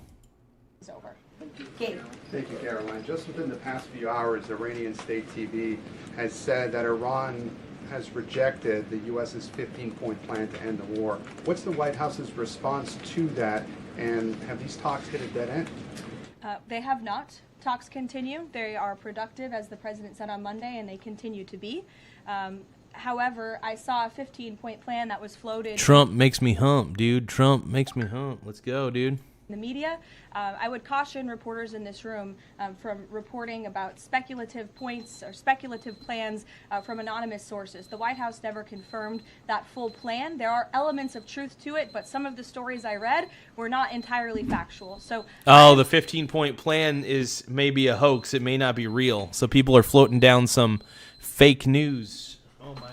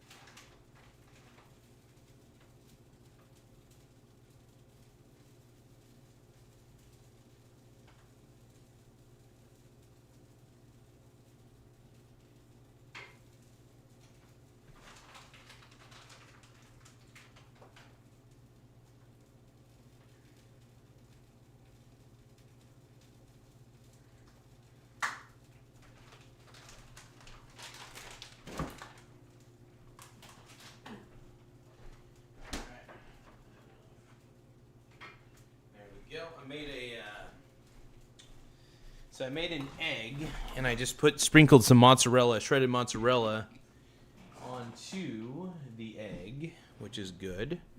Very happy about that, by the way. And let's keep watching this, man. Let's keep watching.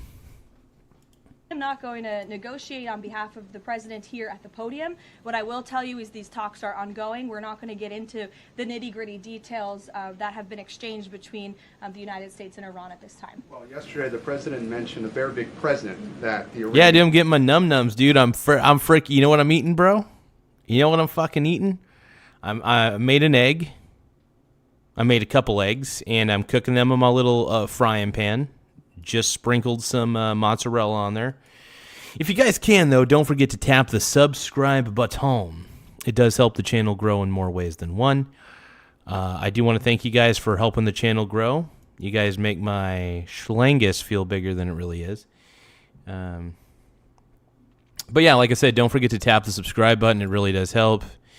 And let's keep watching. Had given the U.S. He wouldn't go into detail, but was it that ship that was carrying 2 million barrels of oil that made it through the state of Hormuz? I'll let the president speak on that at the appropriate time. And then finally, Caroline, today Iraq's government reportedly is planning to lodge a protest with the U.S. According to the Wall Street Journal. There was an attack in Iraq that hit a military clinic, killing 7 soldiers reportedly. What's the U.S.'s response to that? Was the U.S. responsible for that attack? I'll have to check in with the Pentagon on that, and we'll get you an answer.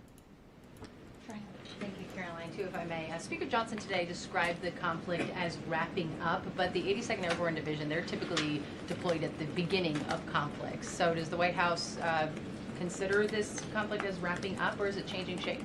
As I said at the beginning of my remarks, we are meeting our goals of Operation Epic Fury expeditiously.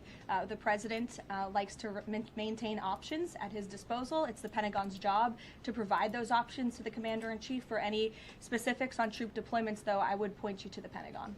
And today, Philadelphia District Attorney Larry Krasner reiterated threats to potentially arrest ICE agents that were sent in to assist with these historically long TSA lines. He said, quote, "The president cannot pardon you." Has the president seen Krasner's comments? Does he have any response? The president cannot pardon you for what? He's talking to the ICE agents who are handing out water bottles and are helping people move through lines at airports. It's a disgraceful comment.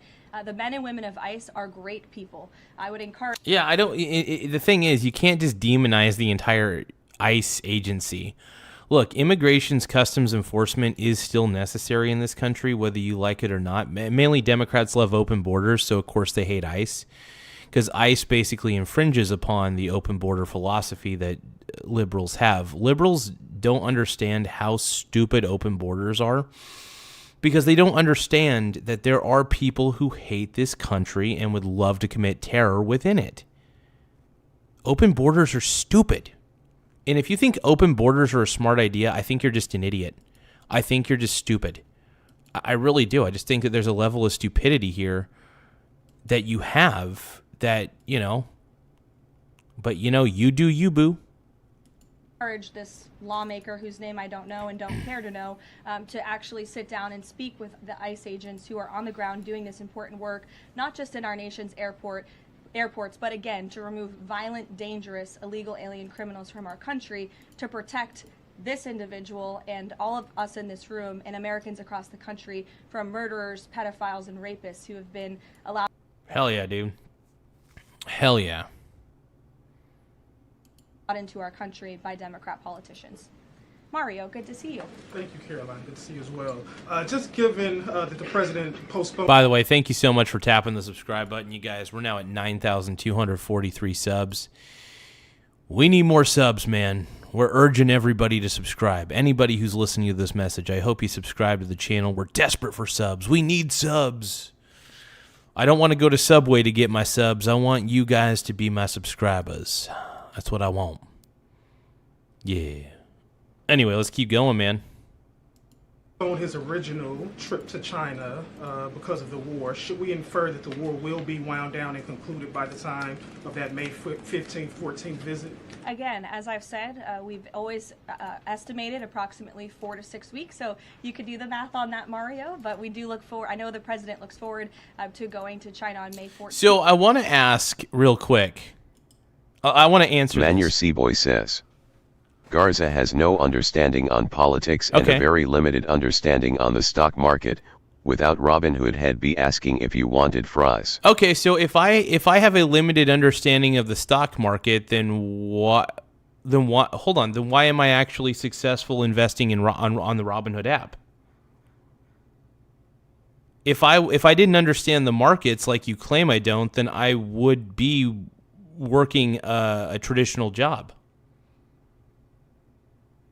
I actually do understand the markets. That's one of the reasons why I make a killing in swing trading. I'm really good at swing trading, man. It's not difficult, man. I got a very simple philosophy that I would say is fairly time tested. It's a level of value investing and stuff like that. So yeah. 14th and 15th, and of course, as always, we'll provide additional logistical details to all of you in the media for that trip, who I know look forward to coming with us as well. One follow-up. Was that a precondition? Did the two leaders speak about the conclusion of the war? Was that a precondition for them to have this rescheduled meeting? No, there was a discussion about the rescheduling of the meeting between the Yeah, so I use Robinhood and I use Schwab. So I use Schwab and I use the Robinhood brokerages. I'm totally fine with that. So you say I don't identify market manipulation. How so? Because I understand, look, the markets have always been manipulated. Markets have, by the way, the stock market is always manipulated. It doesn't mean that I don't get into the markets. Look, when the stock market crashes, it's an opportunity, it's not a reason to cry, but it is a reason to buy. When the market crashes, once again, it is not a reason to cry, it is a reason to buy. I'm constantly buying small cap indices when they dip. Simple as that. Not hard, dude. No, and look, the market, by the way, the market these days, I guess the markets always react on emotion. But yeah, I don't know. The market tends to react very emotionally to things, so we'll take a look here.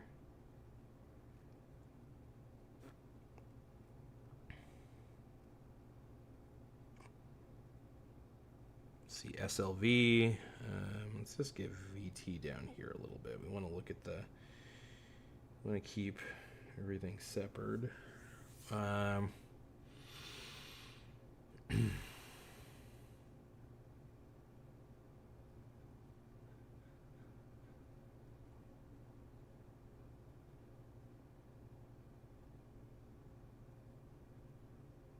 Maybe they're just jealous. That's why they're throwing shade.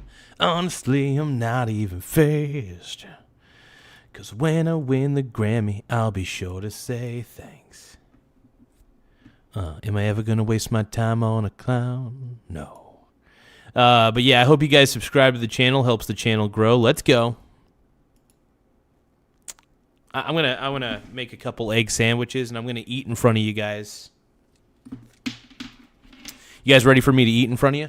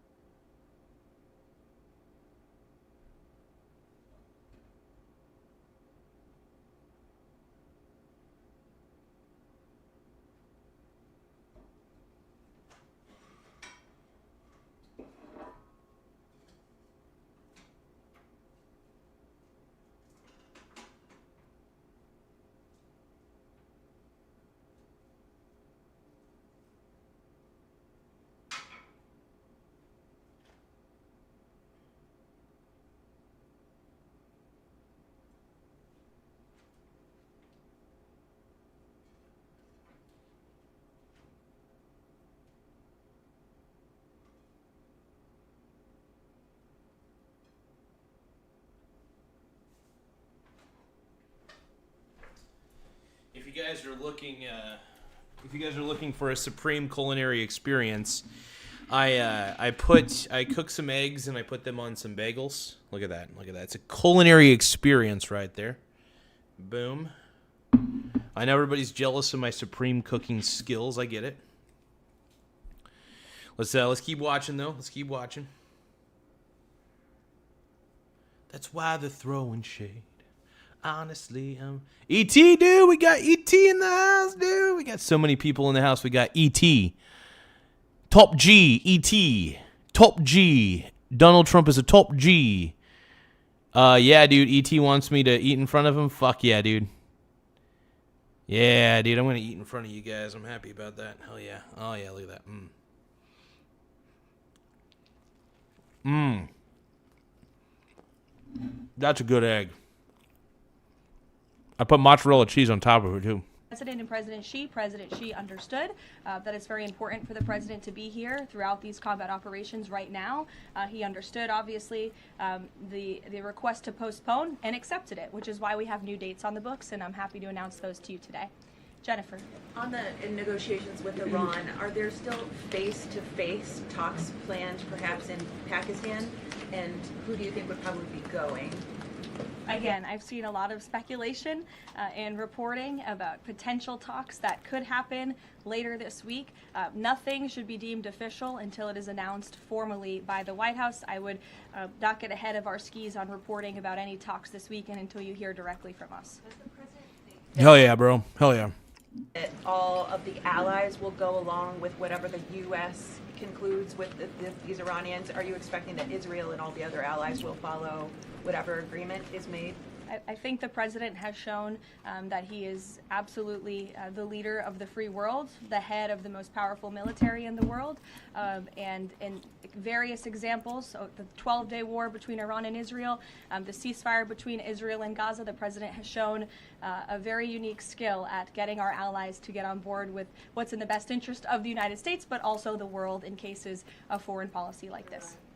Ed. Yeah, thanks, Carolyn. So, is there a time frame as to when the first oil tanker can go through the Strait of Hormuz freely? It's a very good question, Ed. I don't have a specific timeline for you today, but it's obviously something the administration is working toward. I kind of want to know the answer to that question, too. You know?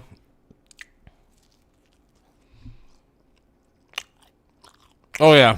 Lots of liberals are getting pissed at me, man. They usually do. Usually liberals go ham on me.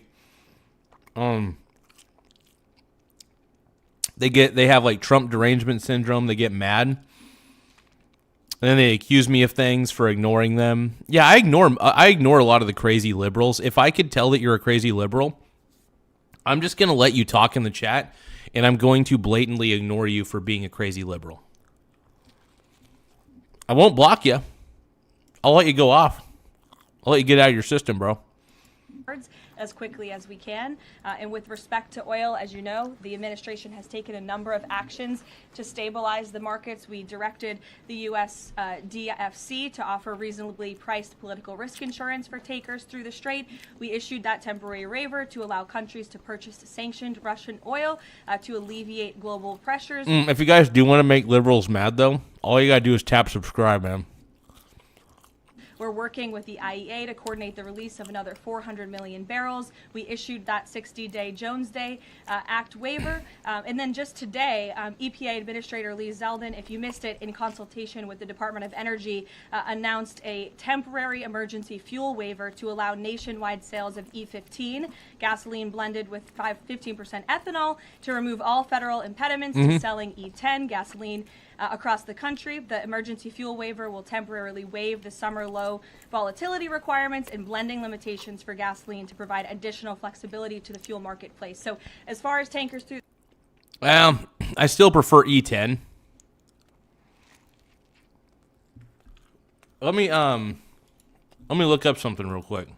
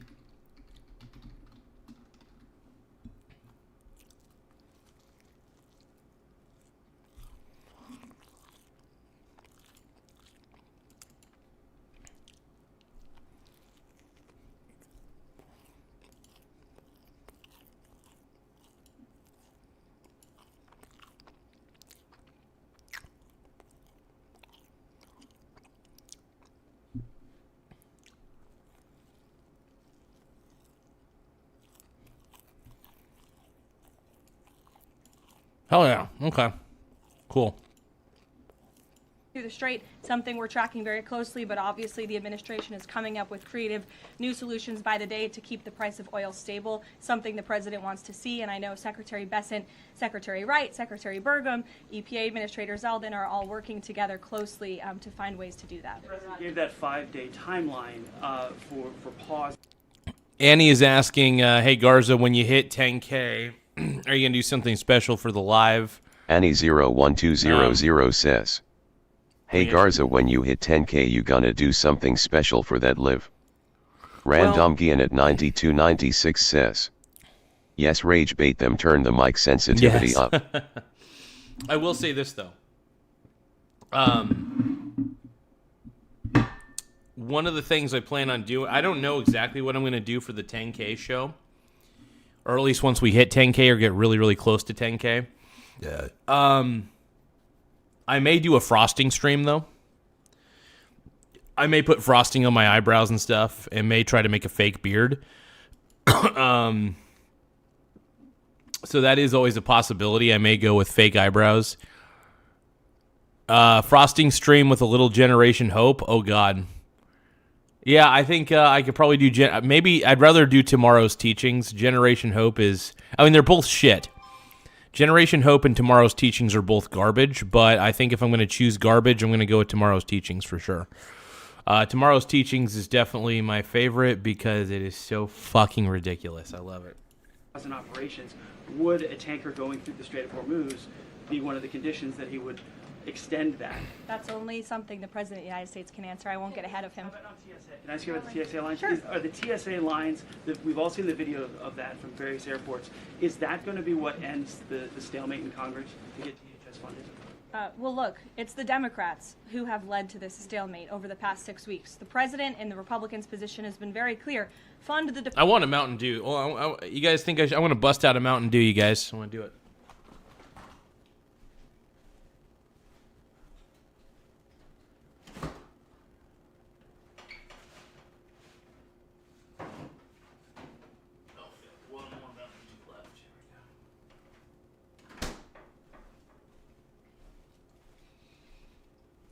All right.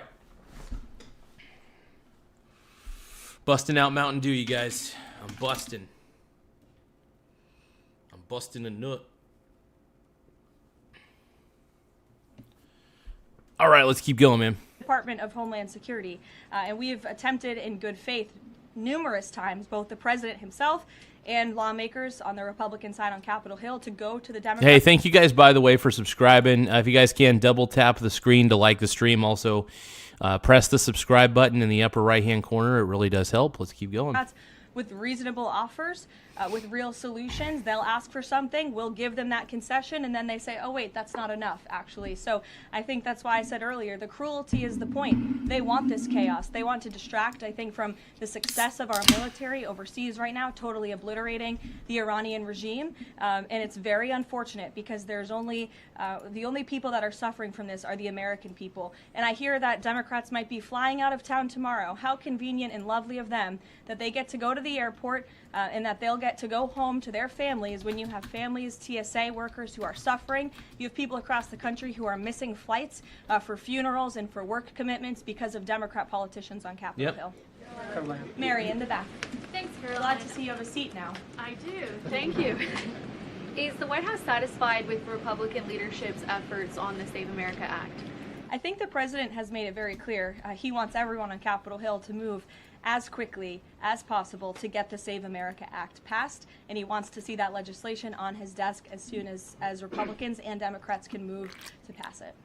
But are there any lawmakers in Congress that the president is frustrated with on this matter? I think he's going to try to pass it, though. I think they got to pass something to get these TSA agents paid, dude. The TSA agents need to get paid, brony. My brony bro, my pink brony bro. The TSA agents need to get paid. Those could be doing a better job. I think the president wants to see everybody on Capitol Hill move faster all the time. He wants everyone in this town to work at Trump speed like we do here at the White House. We'll go to Karen. Two questions on Lebanon, if I can. Is the U.S. providing support at this point for Israel's ongoing offensive in Lebanon? And is the president concerned that right now there are more than 1 million people who've been displaced and potentially could be for a significant amount of time? That's not something I'm in a position to comment on. For the first question. To the second question, of course, that's something that would concern the president. I think that's why he's again quickly moving to eliminate the threat of the Iranian regime in the Middle East, including weakening their proxies like Hezbollah, who have terrorized Lebanon for far too long.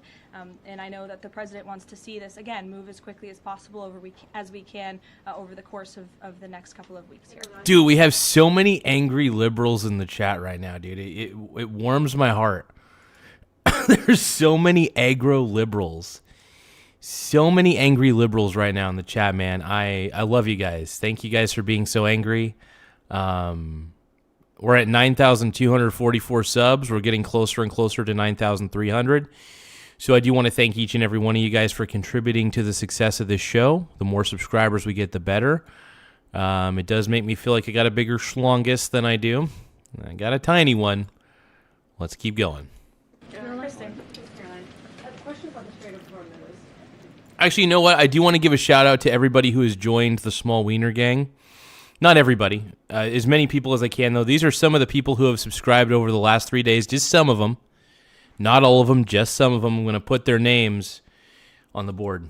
Small Wiener Gang. Thank you, guys. I appreciate you.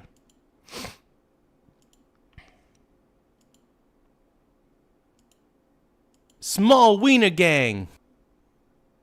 We're just putting everybody's name on some of the people's name on the board. Let's go, dude. If these negotiations are not successful, successful, is the only option to reopen the strait Small wiener boots gang. on the ground, given that all of our allies have essentially said that they are unable or unwilling to help? Look, that's a hypothetical question. It's a hypothetical question. It's also a decision that would have to be made by the Small convention. wiener I'm not gonna gang. get ahead of him. In addition to that, when it comes to the Vice President, J.D. Vance, what has changed that has made him more of an active participant in these negotiations with Iran? I think J.D. Vance is the perfect man Small to lead wiener negotiations, gang. dude. He's such a well-spoken dude. And honestly, I mean, if you look at J.D. Vance and those baby blues, dude, I mean, you're just like, oh my God. Oh my God. Yeah, so. Small wiener gang. Absolutely, man. No, tap the subscribe button, though. If you guys want J.D. Vance 2028, please tap the subscribe button. Let's go. Anything has changed. The vice president has always been a key member, the president's Laugh right-hand out man loud. and a key member of the president's national security team. He's been part of these discussions throughout this entire course of the administration with respect, again, to the 12-day war that the president and his national Small security wiener team gang. negotiated a solution to, with respect to the ceasefire between Israel and Gaza and the release of the hostages, which there was a lot of criticism that couldn't get done, and it did. The vice president has been by the president's side every step Small of the way, wiener and gang. reporting otherwise is just completely false. I see him in the room. Again, the president seeks his counsel on all matters, both foreign and domestic. Can you just tell us who exactly the U.S. is negotiating with? Small wiener why gang. the U.S. and this administration trusts that person? Again, as I said to Gabe's question earlier, we're not going to get into the details of these negotiations and conversations that continue to take place. As of course you can imagine, they are very sensitive Small wiener diplomatic gang. discussions. And I would reiterate, I do recall giving all of you the same answer when we were negotiating the ceasefire between Israel and Gaza. Gave you the same answer throughout the 12-day war between Iran and Israel. Gave you the same answer Small with respect wiener to many of gang. the other global conflicts that this administration has negotiated solutions to. President Trump is going to give his diplomats the freedom that they need to have these sensitive diplomatic discussions. Small without wiener negotiating gang. and litigating them through the news media. Fran. It's a good answer, dude. Honestly, she's giving some good answers, and see nothing wrong with what she's saying, man. Just to follow up, though, because you said that some of the information that's been out there about the 15-point plan is inaccurate, can you say what is accurate? So, yeah, I am kind of curious. What is accurate about the 15-point plan and what is fake? Because it sounds like there's different versions out there of this plan that they're talking about. So, I don't know, man. With respect to ballistic missiles, the nuclear ambitions, and the Strait of Hormuz, which are things that the president has laid out that he wants to see a couple times in the past. Look, if you've heard it from the President of the United States, obviously it's true, as well as the objectives of Operation Epic Fury. We've said repeatedly, I've said them from this podium, the Pentagon has reiterated them. That's why we've taken military action to achieve them. So, of course, those are goals that we want. Hey, thank you, Joker Jones. Hell yeah, dude. Joker Jones says, I fucking love this channel. Thank you, sir. Hey, you're welcome, Joker Jones. If you haven't subscribed yet, I don't know if you've subscribed at all, but make sure that you subscribe to the channel. I can't speak, but make sure, Joker Jones, if you can, subscribe to the channel. Odin, if you can, please subscribe to the channel. I'm pretty sure Odin's already subscribed. Odin or Aaron Russell may be like my number one fanboys. But yeah, thank you so much, Joker Jones. Hope you subscribe. If you guys can, though, oh my God, I can't. If you guys can, share the stream to Twitter. The more our streams are shared on social media, the bigger the channel gets. So, that should be one moment. Tap subscribe, share the stream.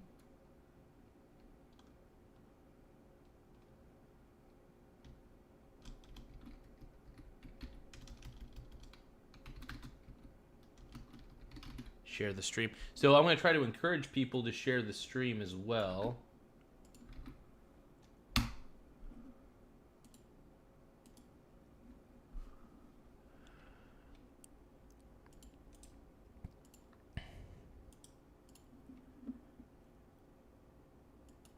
Let's keep going, man. want to see, but this full 15-point plan that's been floating around in many of your outlets, there's a lot of misinformation to that as well. And again, I would caution you from taking things from anonymous sources rather than verifying them directly with the White House. Christian. Thanks, Caroline. 2 on Iran. First, would the president consider loosening asylum restrictions for Iranians trying to flee the country right now? Again, that's a question for the president. I won't get ahead of him on that. I haven't talked to him. Talk to Trump on it one. Talk to Trump on this one, man. About that. Okay. And then secondly, you mentioned at the top that It does suck that we can't get firm answers, only because there's a lot of secrecy that has to happen during these times. It sucks. So we're really going to get short-winded answers, nothing too crazy, nothing too exact, unfortunately.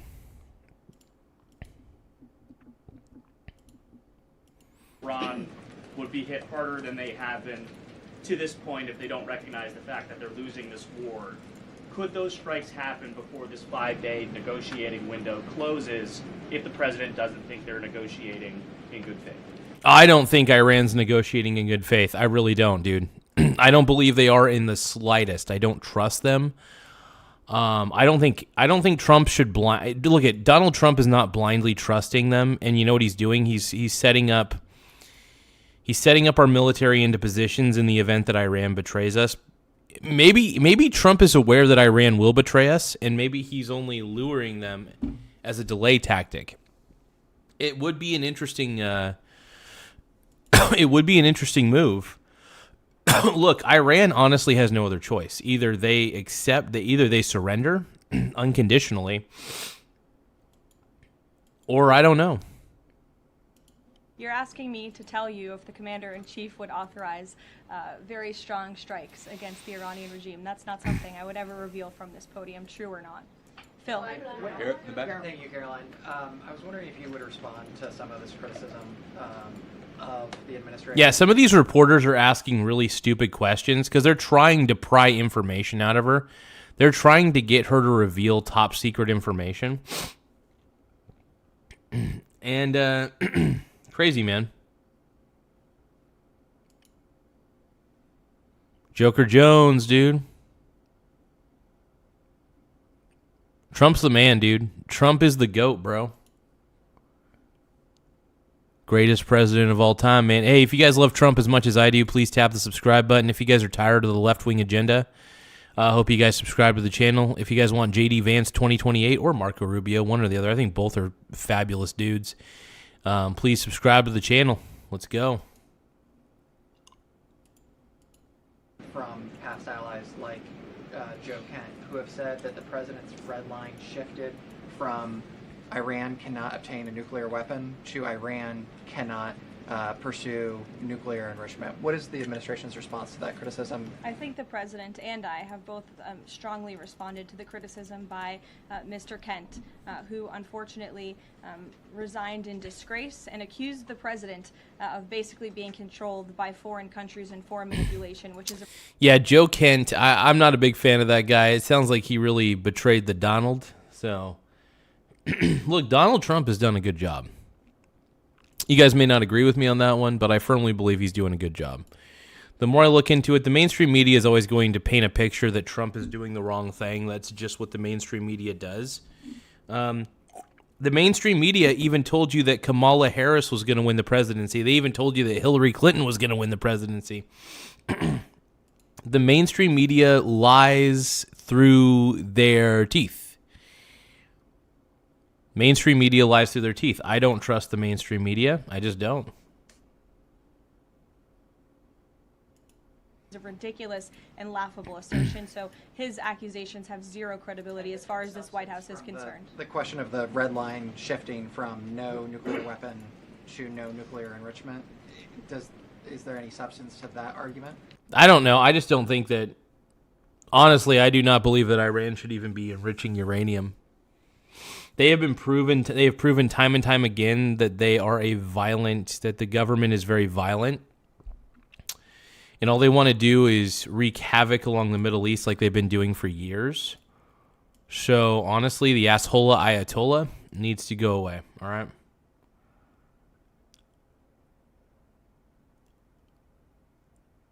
Tiny Lion Gaming, what up, dude? Says Trump is the boss. Hell yeah, dude. Hell yeah. Tidal Gaming says, Trump is the boss.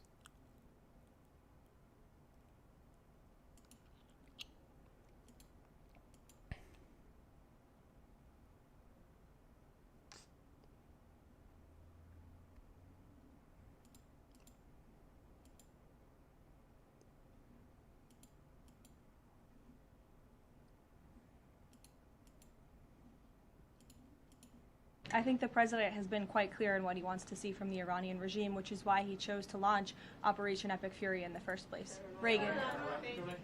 I have a question for you on the SAVE Act, and I'd like to follow up on the DHS shutdown. Sure. First, Senator The Mike Save Lee- America Act. Save America Act. The president corrected me yesterday. It is the Save America Act, man. Don't call it the Save Act. The Save Act was something totally different. But yeah, Save America Act, man. It's got to be official, bro. That was my fault. Senator Mike Lee said it's essentially impossible to pass the Save America Act through reconciliation. What's your reaction to that? Is the president worried that that strategy might fail? I think he's willing to try all strategies. And by the way, we're only 5 subscribers away from hitting 9,250. We're at 9,245. We're just 5 subs away. Who wants to be the 9,250th subscriber to the Michael Garza show? Who wants to be a subscriber? If you want to sub and you want to rub. If you want to sub and you want to rub. OMG. Let's go, dude. But yeah, if you guys can, tap the subscribe button in the upper right-hand corner. It does help the channel grow. It helps my schlangus feel a little bit bigger than it really is. It really isn't that big. Small Wiener Gang. Hell yeah, dude. Thank you guys for tapping the subscribe button, though. I appreciate everybody for being a willing participant on this show. We want more subs, man. Oh, yeah, dude. Dude, there are so many angry Tidal Gaming says, suck it. There are so many angry liberals right now, dude. Like, what's up with all the... by the way, if you guys are tired of all the angry liberals in the chat, just tap the subscribe button, dude. It'll make them more angry. If you want the best way to anger the liberals right now is just subscribe to this channel. If you want to make a liberal angry, just press the subscribe button, dude. All you got to do. It makes the libs angry. It makes them upset. They want to, like, enrage everything. They get mad when I get more subscribers, too. Liberals get pissed that I'm successful. And yeah, by the way, I am successful mainly because of Donald Trump. I'll give Trump some credit on this. You know, Donald Trump is an entertaining figure. I enjoy listening to him speak. I think he's very fascinating. He's a good deal maker. But yeah, I'm a Trump fanboy, and I don't feel like apologizing for it, and I don't think I will. Why would I? Trump's the man, dude. Anyway. I spoke with him about this yesterday, and he said if we can make it work through reconciliation, let's absolutely do that. These, again, are common sense policies that are backed by the vast majority of voters across this country. The only people in this country who don't support them are politicians on Capitol Hill, and you all should ask them why they don't want voter ID, why they don't want proof of citizenship to vote in our nation's elections. Again, these are common sense proposals that are wildly popular, and the president is willing to use any means necessary to get this legislation passed and onto his Let's desk. get it, dude. Let's get it.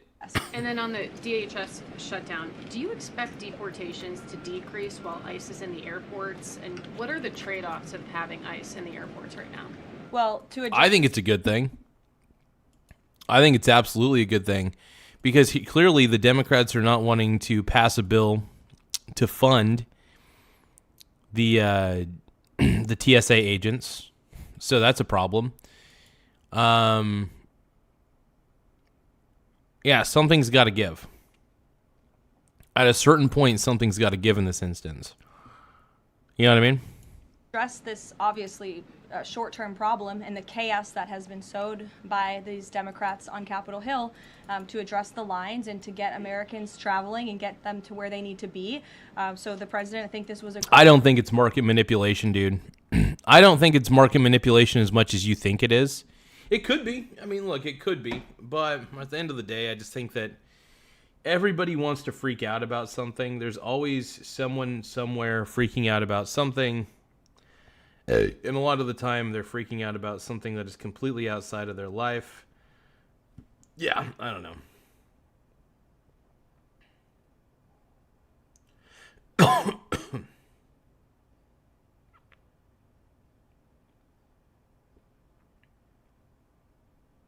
Uh-oh, looks like things are crashing down a little bit. I did sell a few of my positions, partial parts of my positions. Well, I will say if the markets crash again, like really rapidly, then great. That's a buying opportunity for Zaddy. Zaddy!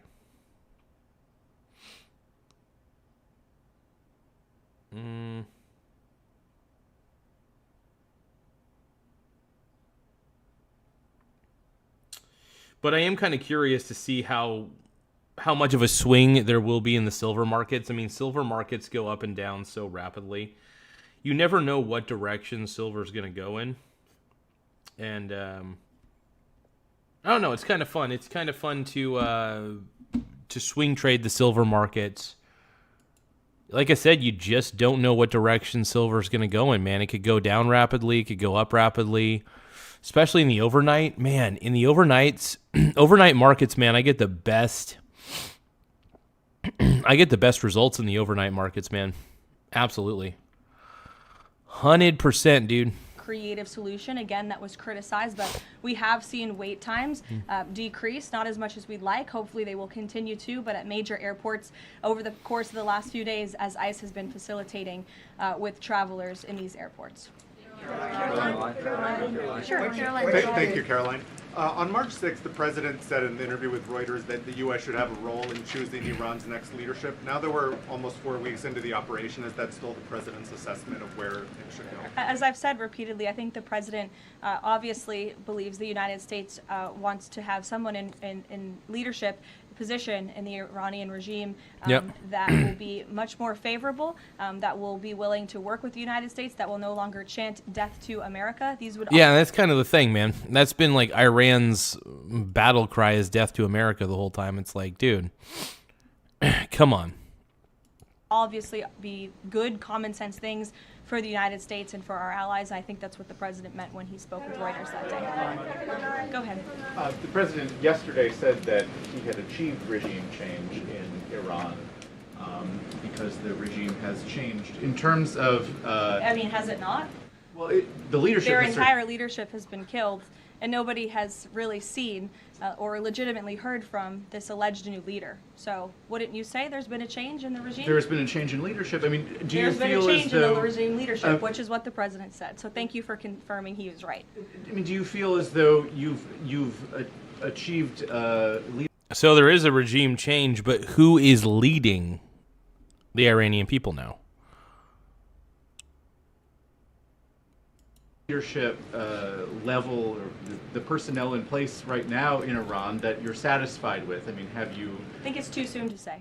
In terms of highly enriched uranium in Iran right now, is your expectation, I mean, the stated desire of the president has been to prevent nuclear... What words are you saying are pretty gross?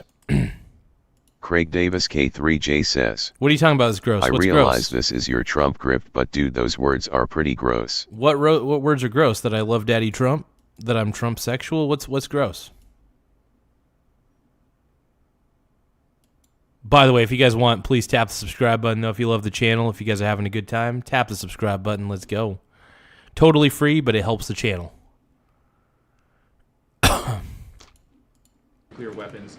Is your expectation that the end game here is that eventually Americans will be in possession of that uranium, or you'll somehow have some direct control over the highly enriched uranium that could be used to develop it? Again, this is a point of conversation that continues. I think you know the means in which the United States would have to take in order to achieve that goal, and that's a decision for the president to make.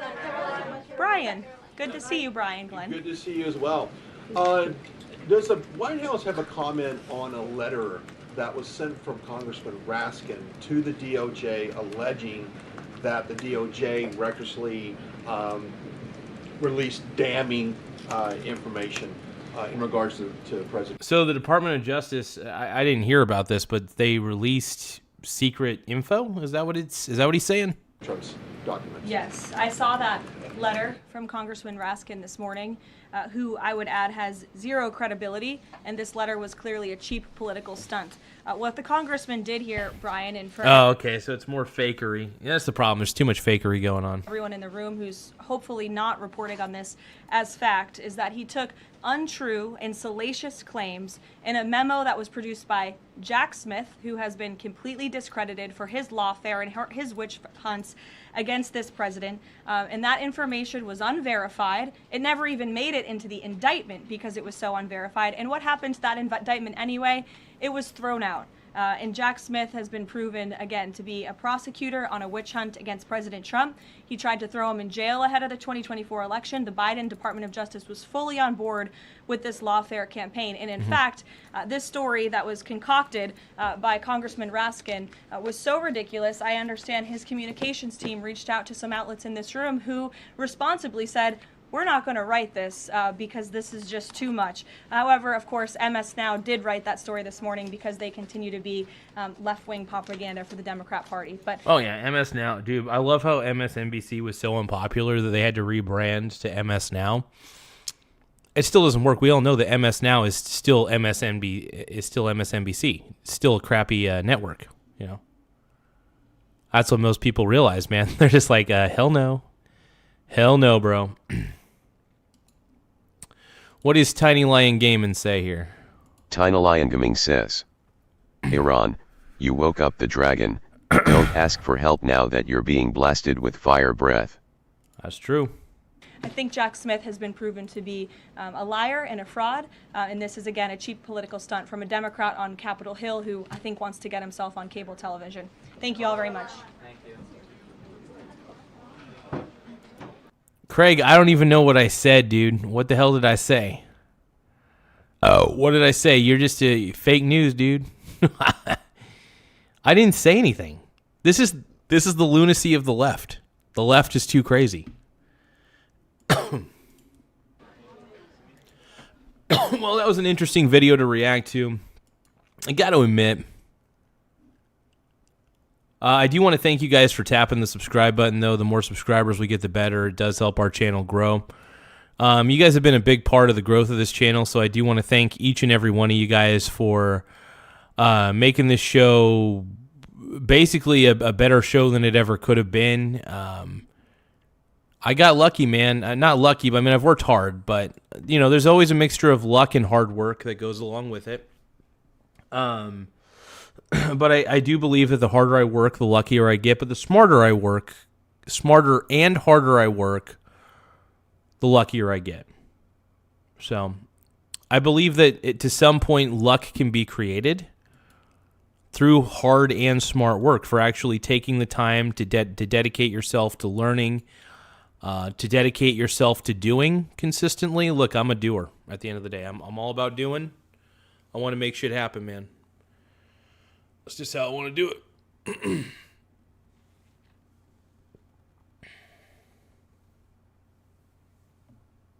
That's how I roll.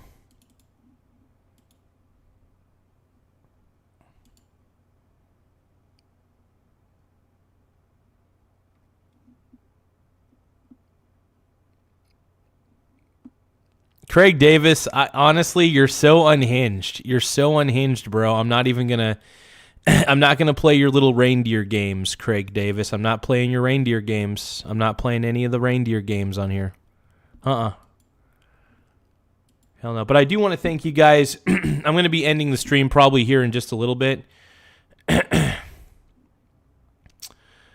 I do want to thank... Oh, we got a... Is this Jeffrey Epstein? Uh-oh. So the guy that was going out of his way to explain that he wasn't Jeffrey Epstein is actually in the Epstein files? Context. Good morning, everybody. This is Palm Beach Pete. I'm not Jeffrey Epstein. Palm Beach Pete, dude. I'm just Palm Beach Pete. It's crazy how much he looks like Epstein. That is kind of wild how much this guy looks exactly like Jeffrey Epstein, dude. It's insane. It's insane how similar he looks.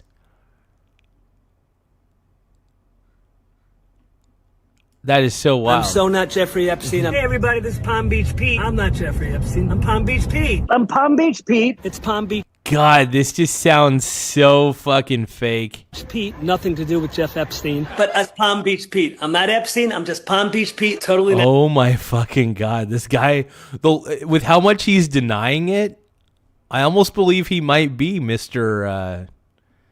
Oh my God. Jeffrey Epstein, he's dead. There's no way this is real, right? I saw your twin last night. My heart almost jumped out of my chest when I saw him. The likeness is unbelievable. He was hugging and kissing another man in the street. Must be the same man that one of your friends saw. Palm Beach. This is amazing, dude. This is absolutely amazing. Oh my God. He put out a video confirming it. This is Palm Beach Pete. Some photos. Whoa. So Tiny Lion Gaming says he doesn't really look like him, though. Are you kidding me, dude? That guy's like a spit. Tiny Lion Gaming. I don't know what you're seeing, bro, but he looks so similar, dude. Photos of me in the 90s. He looks similar, okay, bro. let's see it. Man.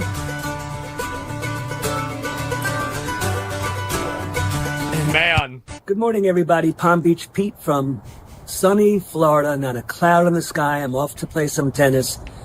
I'm not Jeffrey Epstein. I'm Palm Beach Pete. I want to thank Dude, he is laying into this so hard. Honestly, I'm not going to lie.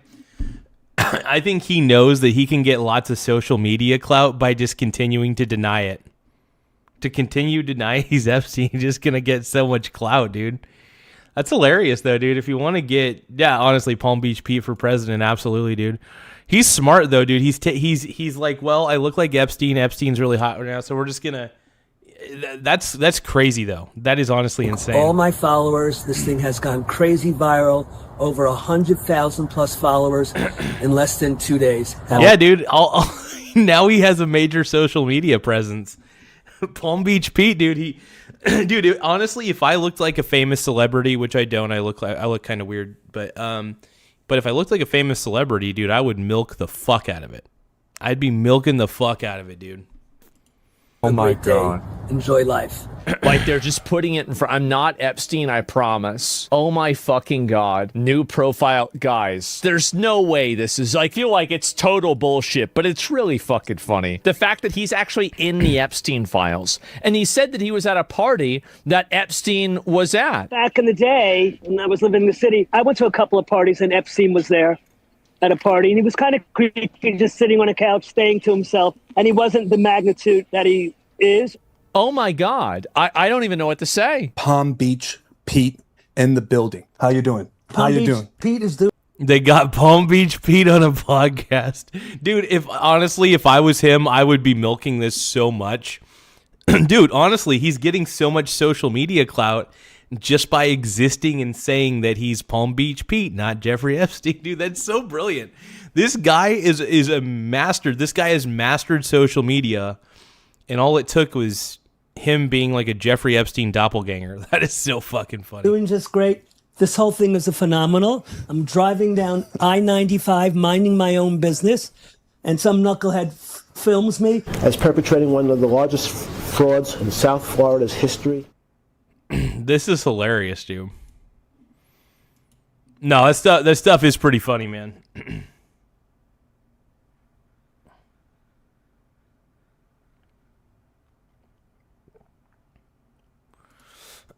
But yeah, dude, Palm Beach Pete, man, he looks a lot like Epstein. That's crazy.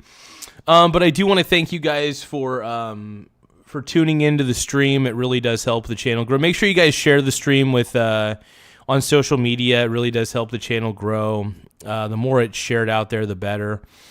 Yeah, dude, we're at 9,245 subscribers. Once again, we are at 9,245 subs. I just want to thank you guys for taking the time to subscribe. I want to thank you guys for taking the time to like the stream. You guys are making the dream a reality, and I just want to thank each and every one of you guys for being so incredible, man. You guys you're making it happen. You're making the show roll. You guys are making the show grow. And for that, I want to thank you guys. I mean, you guys are really one of the big reasons why this show has been so mightily successful on the internet, man. I mean, I don't know what else to say. You guys are the reason for the success, baby. Woo. No, but you guys are incredible. Thank you guys for taking the time. I'm out. I've already been streaming for 3 hours, so honestly, I feel like I'm just kind of done. I'm going to read a book. I'm going to actually probably sit out in the sunshine for a little bit while reading a book, and I'll be streaming a little bit later, though. I do plan on, I have to record my I've been kind of being very strict on myself to stick to a bit of a schedule. I make sure that I record my 5 short videos throughout the day, and ET's like, no, you're not going anywhere today. But no, if you guys haven't already, please tap the subscribe button in the upper right-hand corner. It really does help the channel grow. Hey, we got a lot of viewers today. We got 9,318 viewers. It's awesome. It's amazing. We got way more subscribers than if anybody can anticipate. We're almost to 9,250. We're only 5 subs away from that. But yeah, like I said, we're at 9,245 subs. So don't forget to subscribe to the channel. Yeah, Joker's like... Joker Jones says, thanks for the free entertainment, Odin, and your 3 other accounts. Yeah, I feel like Odin has like several burner accounts. That's my estimation. Although then again, Odin could simply be... it could just have one account. He just spams so much. Like, I mean, it's interesting to see what Odin ends up saying on here. But yeah, Odin's one of those crazy liberals that comes into the chat and goes completely bonkers showing off their TDS. But all right, you guys. Well, I want to thank you all for your time and your patience with me. I hope you guys take the time to subscribe to the channel. Like I said, we're only 5 subscribers away from hitting 9,250.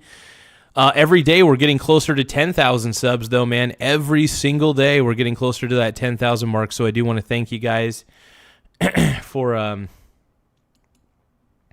helping the channel grow, man. End the poll. But I will be doing a stream a little bit later today. But I do want to thank you guys again. And Zaddy is out of here. Have a good one, you guys.